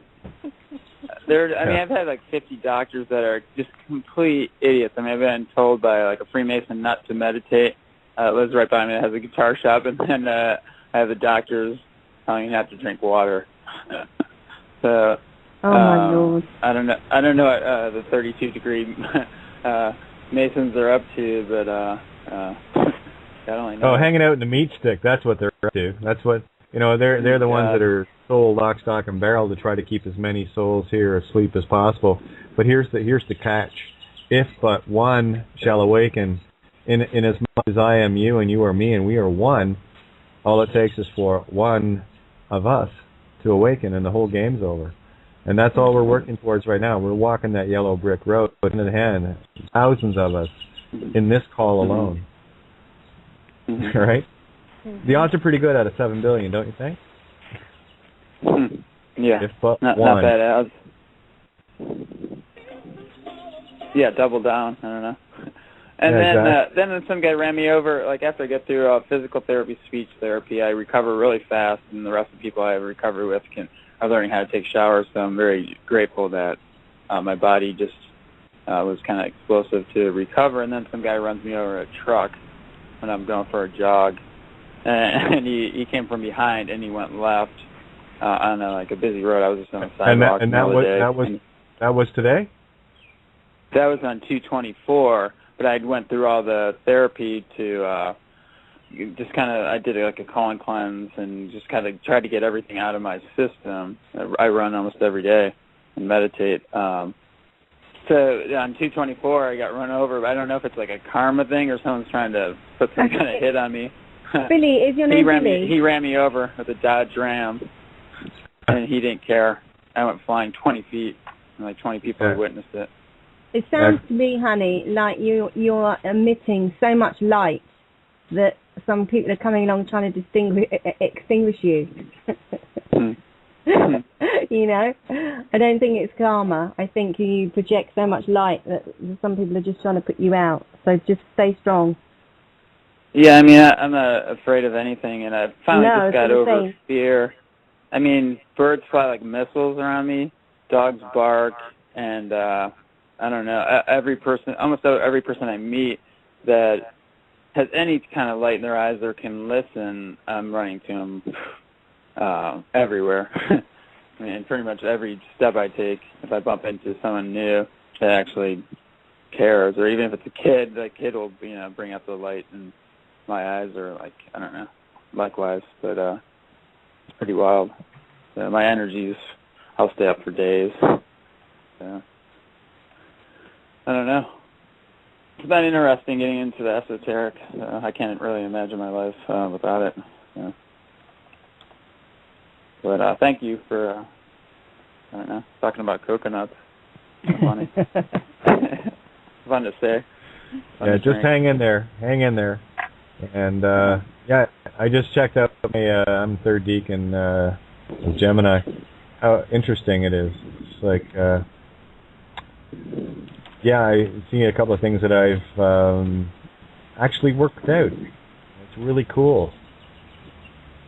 Yeah, it's neat. Anyway. So how do I'm a Gemini as well. How do you know which deacon you are? Is it by birth date? First 10 days, second 10 days, third 10 days. When's your birthday? Happy birthday, by the way. Thank you. It was on Monday. June 3rd. So is that second? Almost just in a second, isn't it? Yeah, I think it is. Here's the second. I've got it up here, so let me share what it is. Pay attention. Thank you. The second, Libra Venus, Deacon of Gemini. The second Libra Deacon of Gemini with rays from Venus is a curious seeker of beauty and comradeship. They are truly people's people and will sacrifice much for an hour of great conversation. Since they are more likely to become entranced or find value in unexpected things and tend to be at least mentally empathetic, they can usually keep themselves at bay and aren't as restless as the first Deacon Geminis. However, they can be very fussy and easily disrupted, having a highly sensitized and overly active consciousness. They have one of the finest logical minds of the zodiac, but can also shift uncomprehendingly between clear-headed analysis and a wealth of irrational notions, charming, sometimes sharp, Now, let me share something with you with regards to the constellation, with regards to Gemini in particular. Bill, he does a great video on all the zodiacs. And one of the things, we have Canis Major and Canis Minor, which represents the left hemisphere, right hemisphere, the two dogs. And we have the hare, or the rabbit. You were talking about hair earlier, and that's what resonated with me, the hare. And of course, I have hares showing up here all the time. You might have heard me talk about the rabbits that show up here. And what the rabbit is, you got to calm the rabbit down from jumping between left and right all the time. And that's perfect for me in an analogy of calming the rabbit, so that it's not jumping back and forth, get it into the 0 point, right?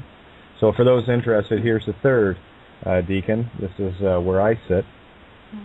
And for anyone born, let me see, the last 10 days of Gemini, right up to June 21st, so that would be June 11th to June 21st. The third, this is for you and me. The third, Aquarius, Uranus, Saturn, deacon of Gemini. The third deacon of Gemini is the most detached and unemotional, yet most humanitarian of the Gemini deacons. These people are great with concepts and ideas and relates to every kind of person easily with their sociable and friendly attitude. Yet quickness of judgment and a temporary fixation upon one thing or another hinders the otherwise admirable Gemini inclination for assimilation and impartiality. That's one I had to learn. They soak up knowledge of every kind and seek a combination of breadth of learning and some personal vision that sets them apart from mere copycats. Romantically, they change in space and aren't great in an emotionally demanding atmosphere. And boy, oh boy, did I pick all the wrong things in my life to learn that contrast. Woohoo! Free at last. Pinocchio, the strings are cut. I'm going to be a real live girl. Yes. And I'm the year of the rabbit. Oh, there you go. That's and a Sag. Oh. Sag, deacon Sag. Okay, so you're the Gemini mirror. Yep. And the rabbit. In my life.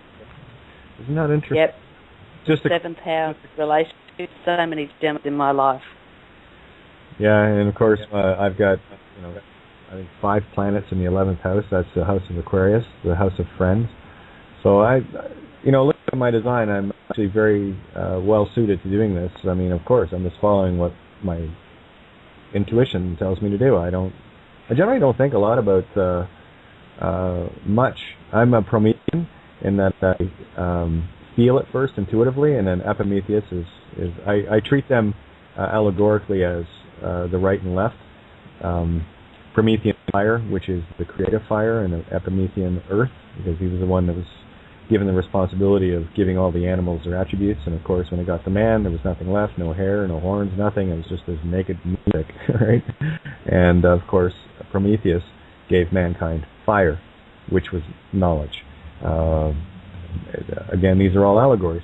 And of course, Zeus or Moloch, Marduk, Ra, Yahweh, Jehovah, whatever you want to call this controlling entity, got a little pissed off. How dare you wake up the slaves? And of course, you know the story of the eagle ripping at the liver, taking the very life of Prometheus every day, only to have it grow back overnight and have the eagle come back the next day and chained to Mount Olympus. That's why I see what we're doing.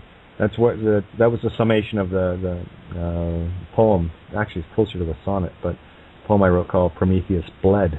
And that's what we're all doing. We're all bleeding in the same way that Prometheus did for the truth. And I shall not yield. That's a gimme. So there you go. Wow. So have you guys heard Lee Scratch Perry? Or no? Who? He's a reggae artist. He's I think he's in his 70s, but he's super deep. He might be a Gemini. He's saying about Geminis, but he sings a song "Here to Wake the Dead." But I don't know. He's spot on. Well, again, everything is now, and anything that you look at, I mean everything, matters. Can you see it? It matters to you. One of the beautiful threads of this arc of consciousness. How are you weaving? Are you noticing what your pattern or part of the pattern is? Or are you missing it? Most people on this planet are missing who and what they are. They're stuck in the physical illusion. And they are being harvested by Psi Call. That's it. When you were stuck in the physical, you were being harvested. I withdrew from the physical. This is I don't use the term warfare, but this is spiritual warfare in the most loving way. And I was kind of hoping that Patty would jump back in here to carry on the whole.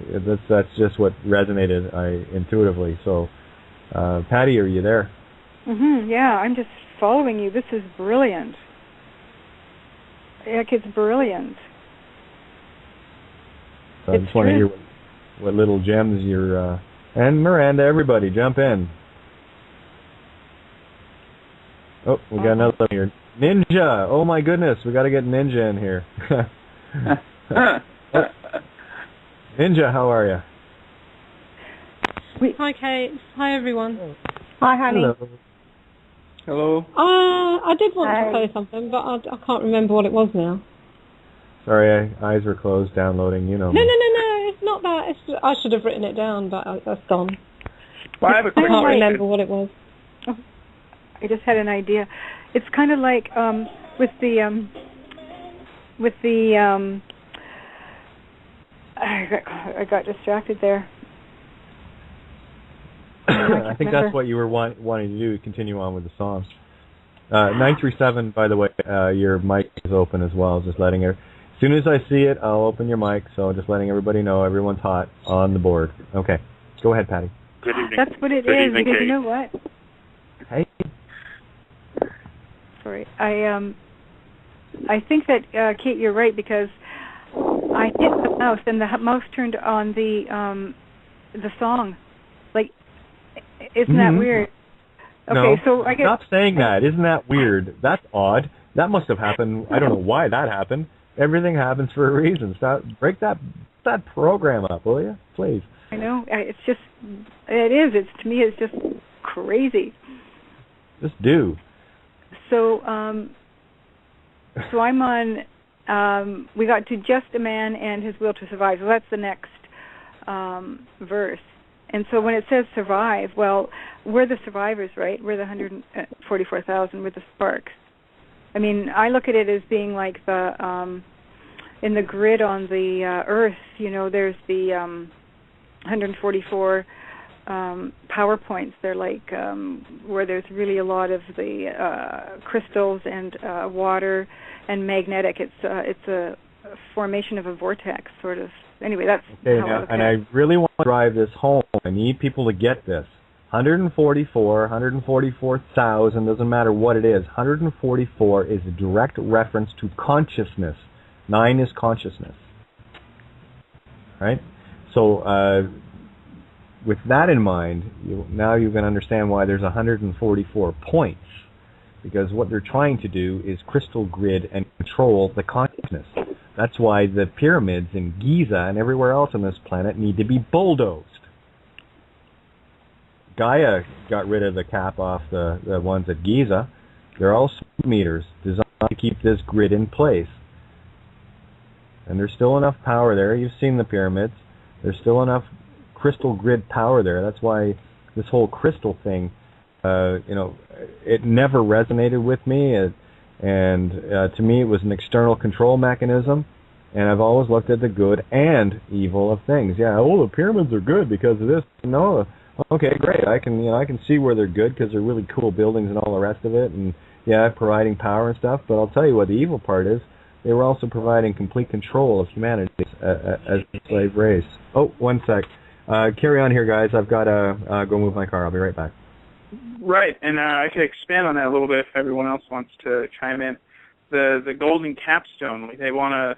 Everyone's talking about the reinstilling of the golden capstone. I mean, would they use it if the limestone was properly attached and it can keep that energy through it? Because it was shown to be some kind of energy, and the energy producer, like the Ark of the Covenant, was supposed to be the capacitor and all this bullshit or whatever. Yeah, Kundalini energy. So would it be safe to say, I don't know who was just talking, the guy talking, but would it be safe to say that they put all their structures, so to speak, on the high power grids and put the rest of us, like in residential neighborhoods, on the lower end. Is that safe to say or no? Yeah. You know what I mean? Yeah, for sure. And the moon is the same thing. Who's the chap that's just spoken? Is that the guy who does gardening, who had the radishes?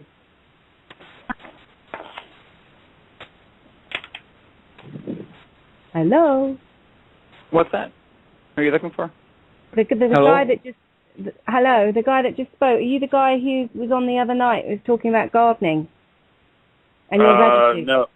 Oh, sorry, no, okay. This is Vincent in Dayton, Ohio. No, I don't think...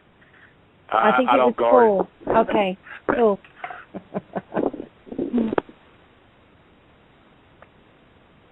Hi, this is Joe on the Gold Coast of Australia. Hi, Joe. Wanted to add... Hello, Joe. Hey, when I found out about the nine consciousness, I'd just been listening to Marco Rodin and his math on the Rodin coil, which is the 0 point energy, but his math is phenomenal if you ever want to look him up. It was all about the nine. I just watched the movie, I think it's John Hunt, where he goes to Mars, and they take this violet energy, which is based around nine again, and the analogies that are in that movie. What's the name of the movie? Sorry, I'm about to ask you. I think it's John Hunter. John the Hunter. I have to... Okay. Yeah, just his name, John Hunter, is the name of the man. And it's about, I don't want to go too much into it, but it's all a perfect analogy of the consciousness of nine and the energy coil that is being used and misused and used for good. Of course, mirror, mirror.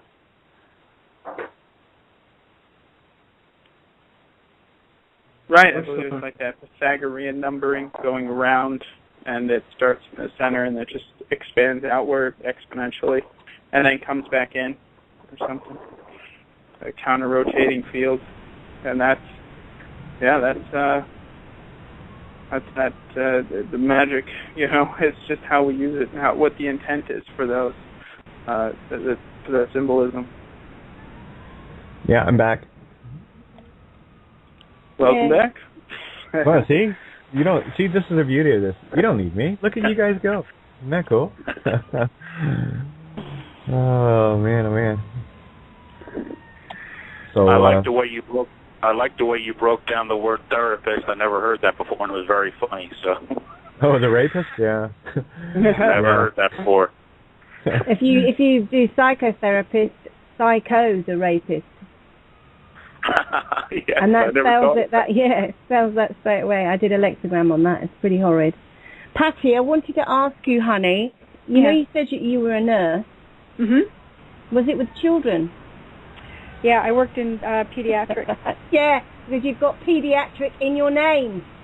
Oh, that was my first job as a nurse. I worked in a burn unit. Yeah, you've got pediatrics in your name. Oh, isn't that crazy? No, it's not. Sensible. looks like we're setting spiritual fires everywhere. The fire trucks just went by. I was just looking at the word or listening to it. Sai-kai or ki, right? Sai-kai Atrist. So I'm just doing a little. Let me have a look at. But the fire truck went by when I said I worked in a burn unit. Yeah. Wow. Yeah, no kidding. It's just a coincidence. Everyone, look away. Look into the void. Look into the illusion. Be the meat stick. Stop. Oh, by the way. And what? Hang on. Sorry. I just found Trist. Sai-kai, not Atrist, right? Sorrowful, early 15th century, from French triste, from Latin tristis, sad, sorrowful, and gloomy. So there is the Sai, spirit, Ki, life, sorrow. That pretty much sums it up for me. So the psychiatrist for it. Just saying. Go ahead, Ninja. Keeping you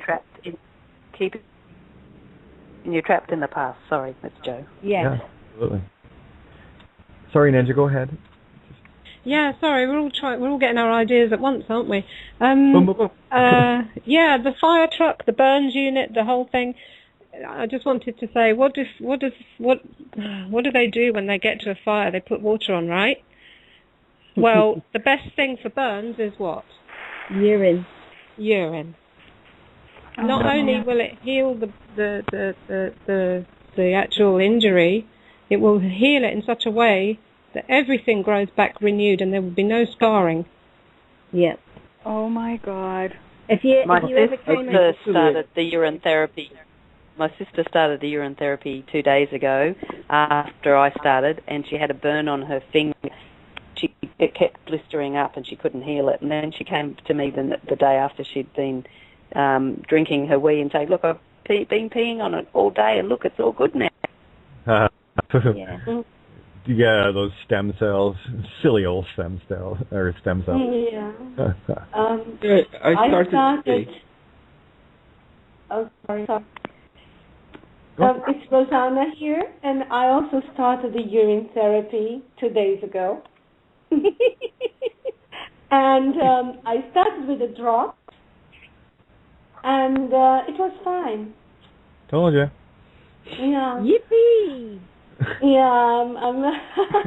I never thought it would be so easy, actually. The easy things generally are. It's like, having a pile of dishes there. The longer you wait to do the dishes, the harder the job seems to get. So, just get up and do the damn dishes. Yeah, and by the way, I am Psycho the Rapist. Psycho the Rapist. Are you? Yeah, I am an awakened one, hopefully. There you go. In that case, I won't leave my Lexagram. Can I say something to that? Yeah, go. You just identified yourself as being a psychotherapist. No, you're not a psychotherapist. You happen to work as a psychotherapist, please. We got plants everywhere. We got people inside everything. That's yeah. So that's what you're healing. You're healing that psychopathy of psychotherapy. Yeah, sure. Definitely. Yeah, Miranda, you said something about Lexagram. Yeah, I have got a psychiatrist one. Would you like to hear it? Sure. And I do apologise to anyone who is one, but this is just what came out. A psychiatrist says I is spastic. Sir, I say, this is shit. Christ, a crisis. Static spirit, script at parish. Spy at sty. CPA, CIA. A piss artist is a psychiatrist. RC tit. It's charity, is it? Skyvia, thirsty, pity packed, pay, cry, a start, trashy cash. I say I pay, pry at past, strip, trap, crypt, assist is cast. Charity, try it. Charity is rich. Piracy, tick, itch, a yacht, a ship. Stir it, hairy chit-chat, sit. It's a crap, trap, tryst. That's a psychiatrist. Oh, yeah, nice one, Miranda. Easy. Yeah. That was when I was in my harder days. But if it wasn't in there, you couldn't have found it. So absolutely. you're only exposing the truth. Yeah, absolutely. Yeah, and you've done the psychiatrist one before, and if you could over the next few days or whatever, if you've got other ones that you've done before and you pull them out, this will give people a better understanding of lexigrams, because we did this a lot last summer. Yeah. So again, there was that little hiatus, but you see what's happened now. We touched on it before, but now it has so much more relevance than it did then. I mean, everything is relevant. in the now of the now, right? So what I'm seeing coming to fruition here are the the true gathering of angels that are bringing their particular art, their particular design to the table. Me, I'm a writer. That's wordplay and what have you. So I bring an ethereal quality to that. That's my job to do, and thankfully I get an opportunity to share it on the air where everyone can gather around the table at the same time. That's why I say all are welcome at my table. All. It's not my table, it's ours. Right? So, yeah, it's just, if you could do that would be awesome, Miranda. Pleasure, yeah. Katie, do you want to go through, like I'm going through this Eye of the Tiger lyrics, right? Do you want to pull it up and go through it with me too so you can help bring them out so we can just learn how to do it? Okay, well, I'll tell you what, we've only got 20 minutes left here, and it would certainly take a lot longer, but what I can do, depending on what happens tomorrow night with this Andrew fellow that's supposed to be coming on, because I would actually like to dedicate a whole lot more time to it, so let's maybe plan, we'll try anyway, plan for Monday, and really go hell-bent for that. That way I can actually have a look at the words and start busting the words apart, so that when you're doing it, I'll have a much better, I'll take a scalpel to it, and just to pull out all the hidden things that in those words. Okay. And we can all have a look and see what we feel, because we can all bring a slightly different tilt on it, can't we? Exactly. That's why when somebody said psychiatrist, who went to psychiatrist to go and search the roots out, right? See, that's why it resonates with me. That's my particular thing. That's why when you bring the lyrics, you'll have your perspective on it. So I'm going to bring another little bit of a razor to it, and of course Miranda and Ninja and whoever else jumps in is going to bring something as well. So we're coming to the table with all sorts of cutlery. Awesome. Right, and that's why for me it's critical that people get involved. Just listening to me talk every night, that's borderline, guru and pedestal creating. I don't want that. That's exactly the opposite of what I want. That's how we got trapped, by putting idols and icons in our way. And I absolutely, if anything that will ever offend me, that will. You put me on a pedestal, you consider me anything other than just me, I'm going to call you a blasphemer, because you're missing you, and that is blasphemy. I think I've made my point. But I think that's what the dots represent. They represent the idols in our life, because we went from that single dot, like I'm focusing on the dot, but we went outside of the dot, which put us inside of the box. Yeah. You see what I'm saying? So the idols that we have been following are actually us turned into boxes in a way. You know what I'm saying? Exactly. Again, this is there is the delta, fourth letter of the Greek, and D, the fourth letter of the Western, and delta in Greek is a triangle, and they're both the fourth letter, which is, there's your four sticks making four sides, putting the divine himself, herself, itself, say, inside the box. So what we're doing now is busting out. We're already out. It's just now we're just tearing the rest of the shit down. I mean, I'm a general contractor. I don't build anything until I take the house down. And that's, people are, and I got to tell you, it really drives me batty. Well, you know what, we got to have this. So stop planning. Thought has you. Thought, the god of Egypt, who planted the seed, owns your sorry ass. Stop thinking. Do. We're creators. We don't try. We do. Let's take this bullshit down, and then clear the palette. Clear the canvas. Mm-hmm. I'm sure we'll think of something, feel our way through it. So again, these are all the crutches. Well, we've got to have this in place. We've got to have that. Shut up. Take your thought back to Egypt. Bury yourself under the pyramids with the rest of the losers. Okay?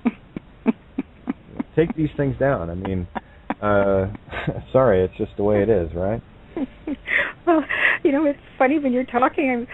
I just all these things are coming to my mind, and when you're talking about tearing the houses apart, well, for my birthday, which was May 19th, I got drunk on wine, and I had some headphones, and I started playing my favorite music from old times, which was Talking Heads and Pink Floyd, and I was singing Burning Down the House, like so loud, because I had my headphones on, I couldn't hear myself. The people upstairs heard me. Oh my God, was that allegoric or what? Well, the people upstairs heard me. Yeah. Burning down the house. Well, I did a bunch of shows with a group, the Fables, from the East Coast. A beautiful bunch of guys, and one of their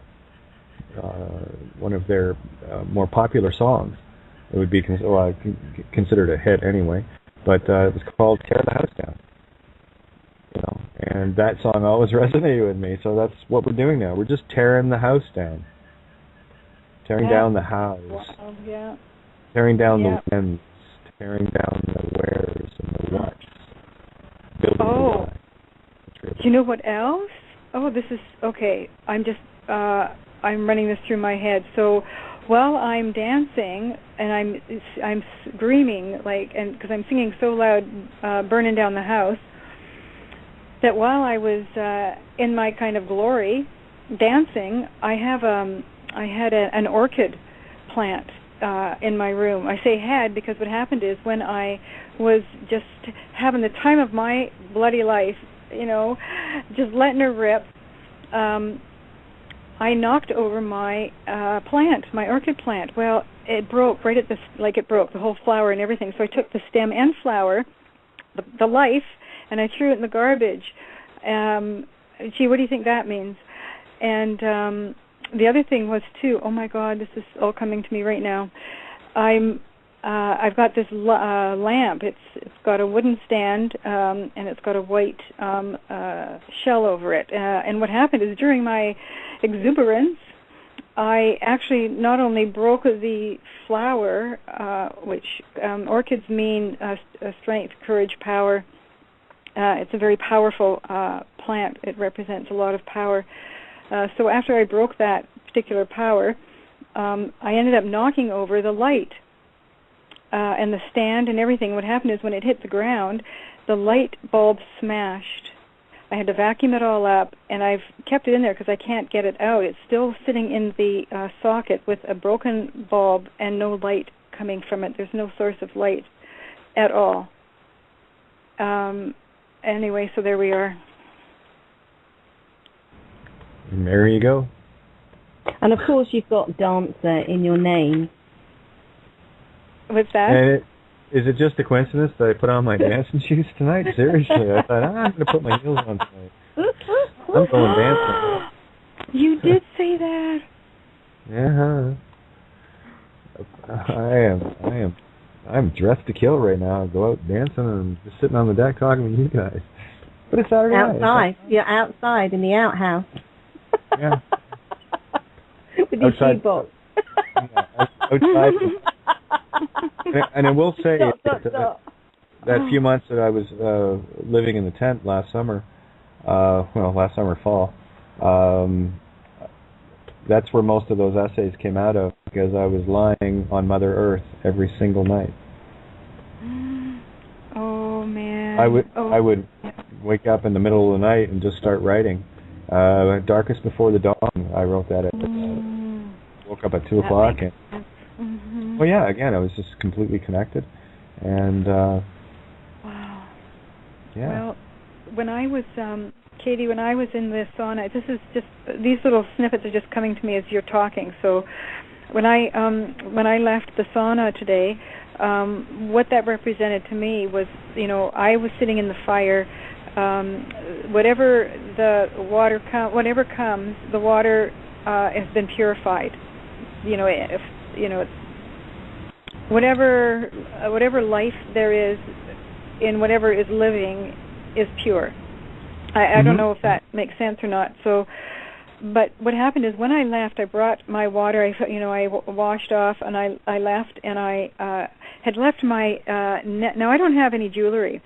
I bought a necklace from the dollar store. It's like for $2.99, and how much?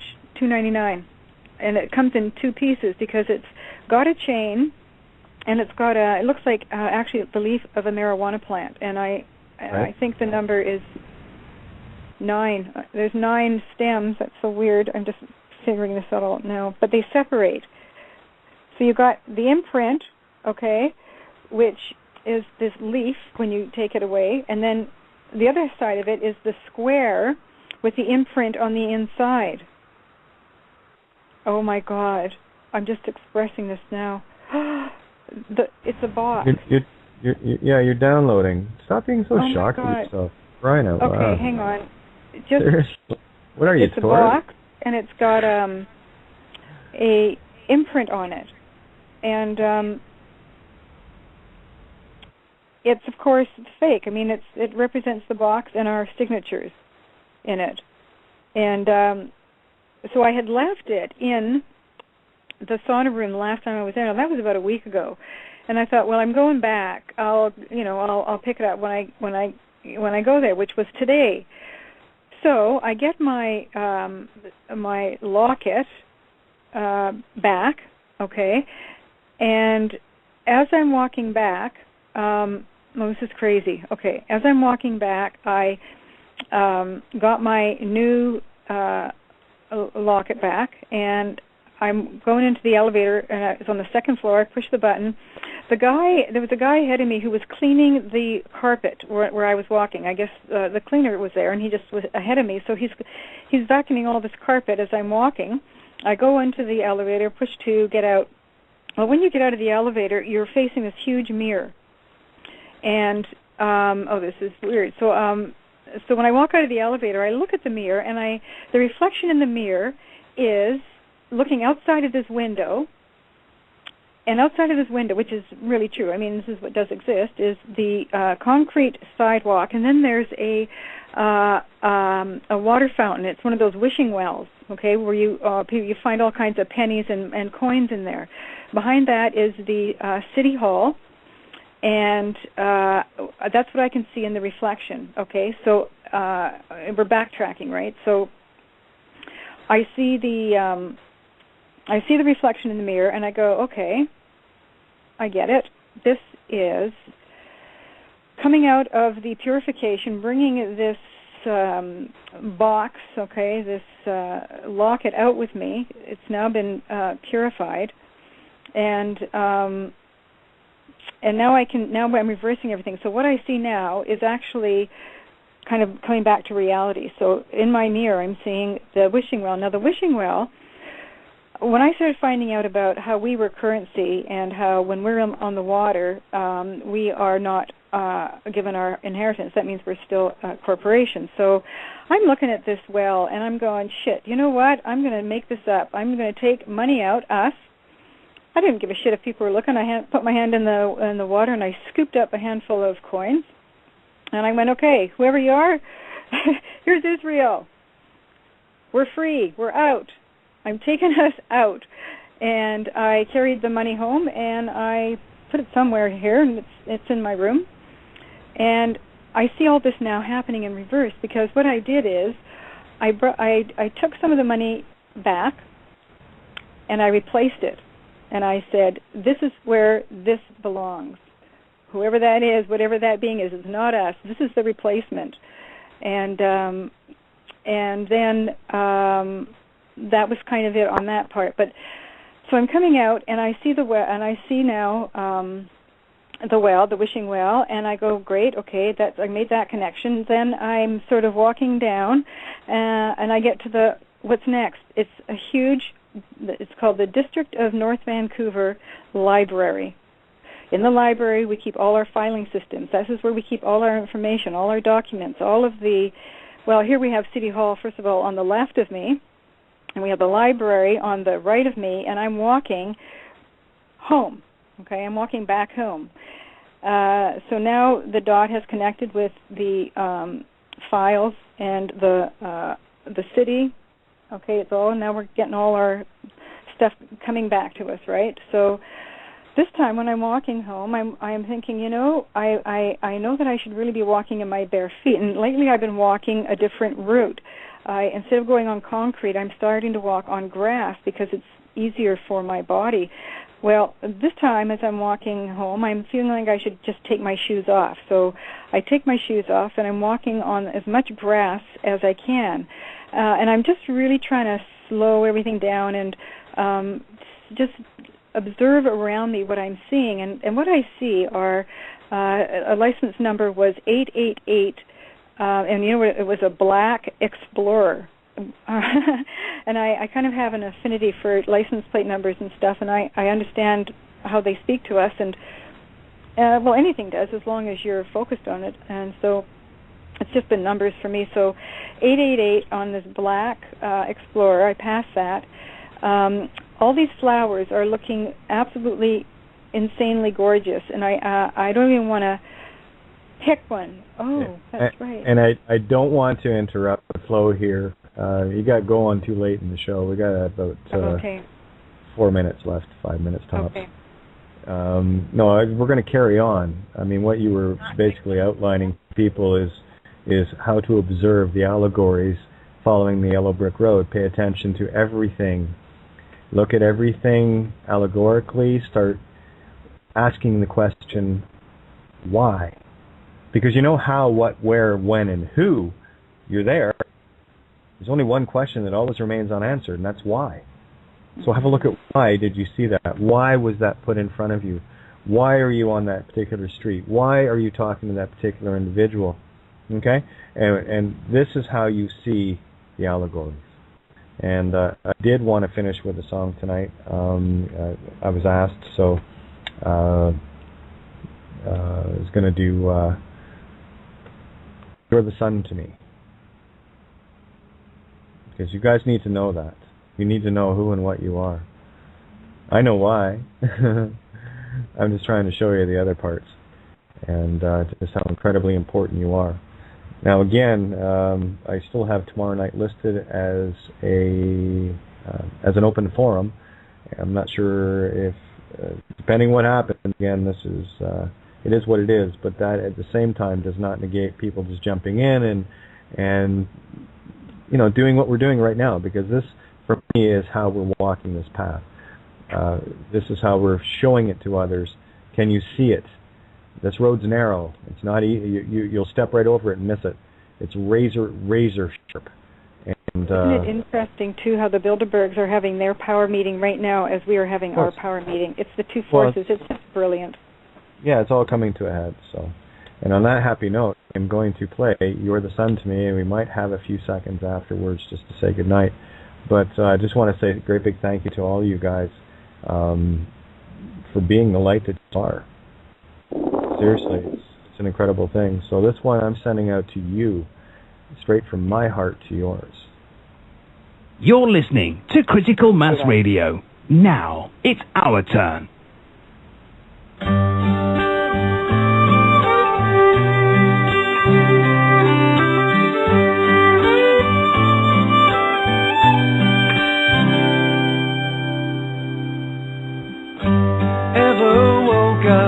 When it just can't get much better, feel the sun on your face even when it's rainy weather, when nothing matters just as long as we're together. You're the sun to me. You're the sun to me. I can't remember ever feeling like I'm feeling. Head in the clouds all day got me flying, got me reeling. And there ain't no way my heart can't be concealing. You're the sun to me. You're the sun to me.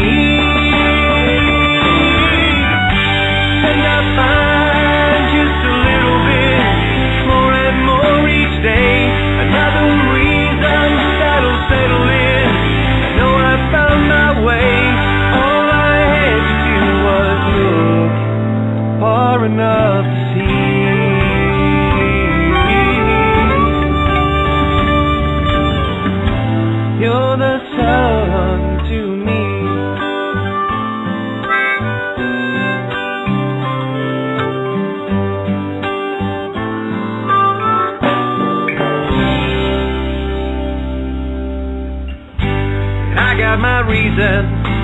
they won't need explaining why I smile all day, even though it's raining. 'Cause you're the one thing that is constant and sustaining. You're the sun to me. You're the sun to me.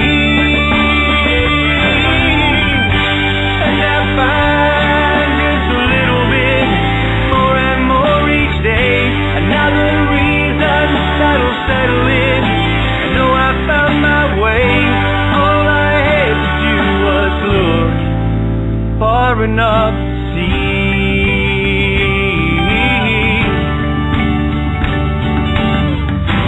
You're the sun to me.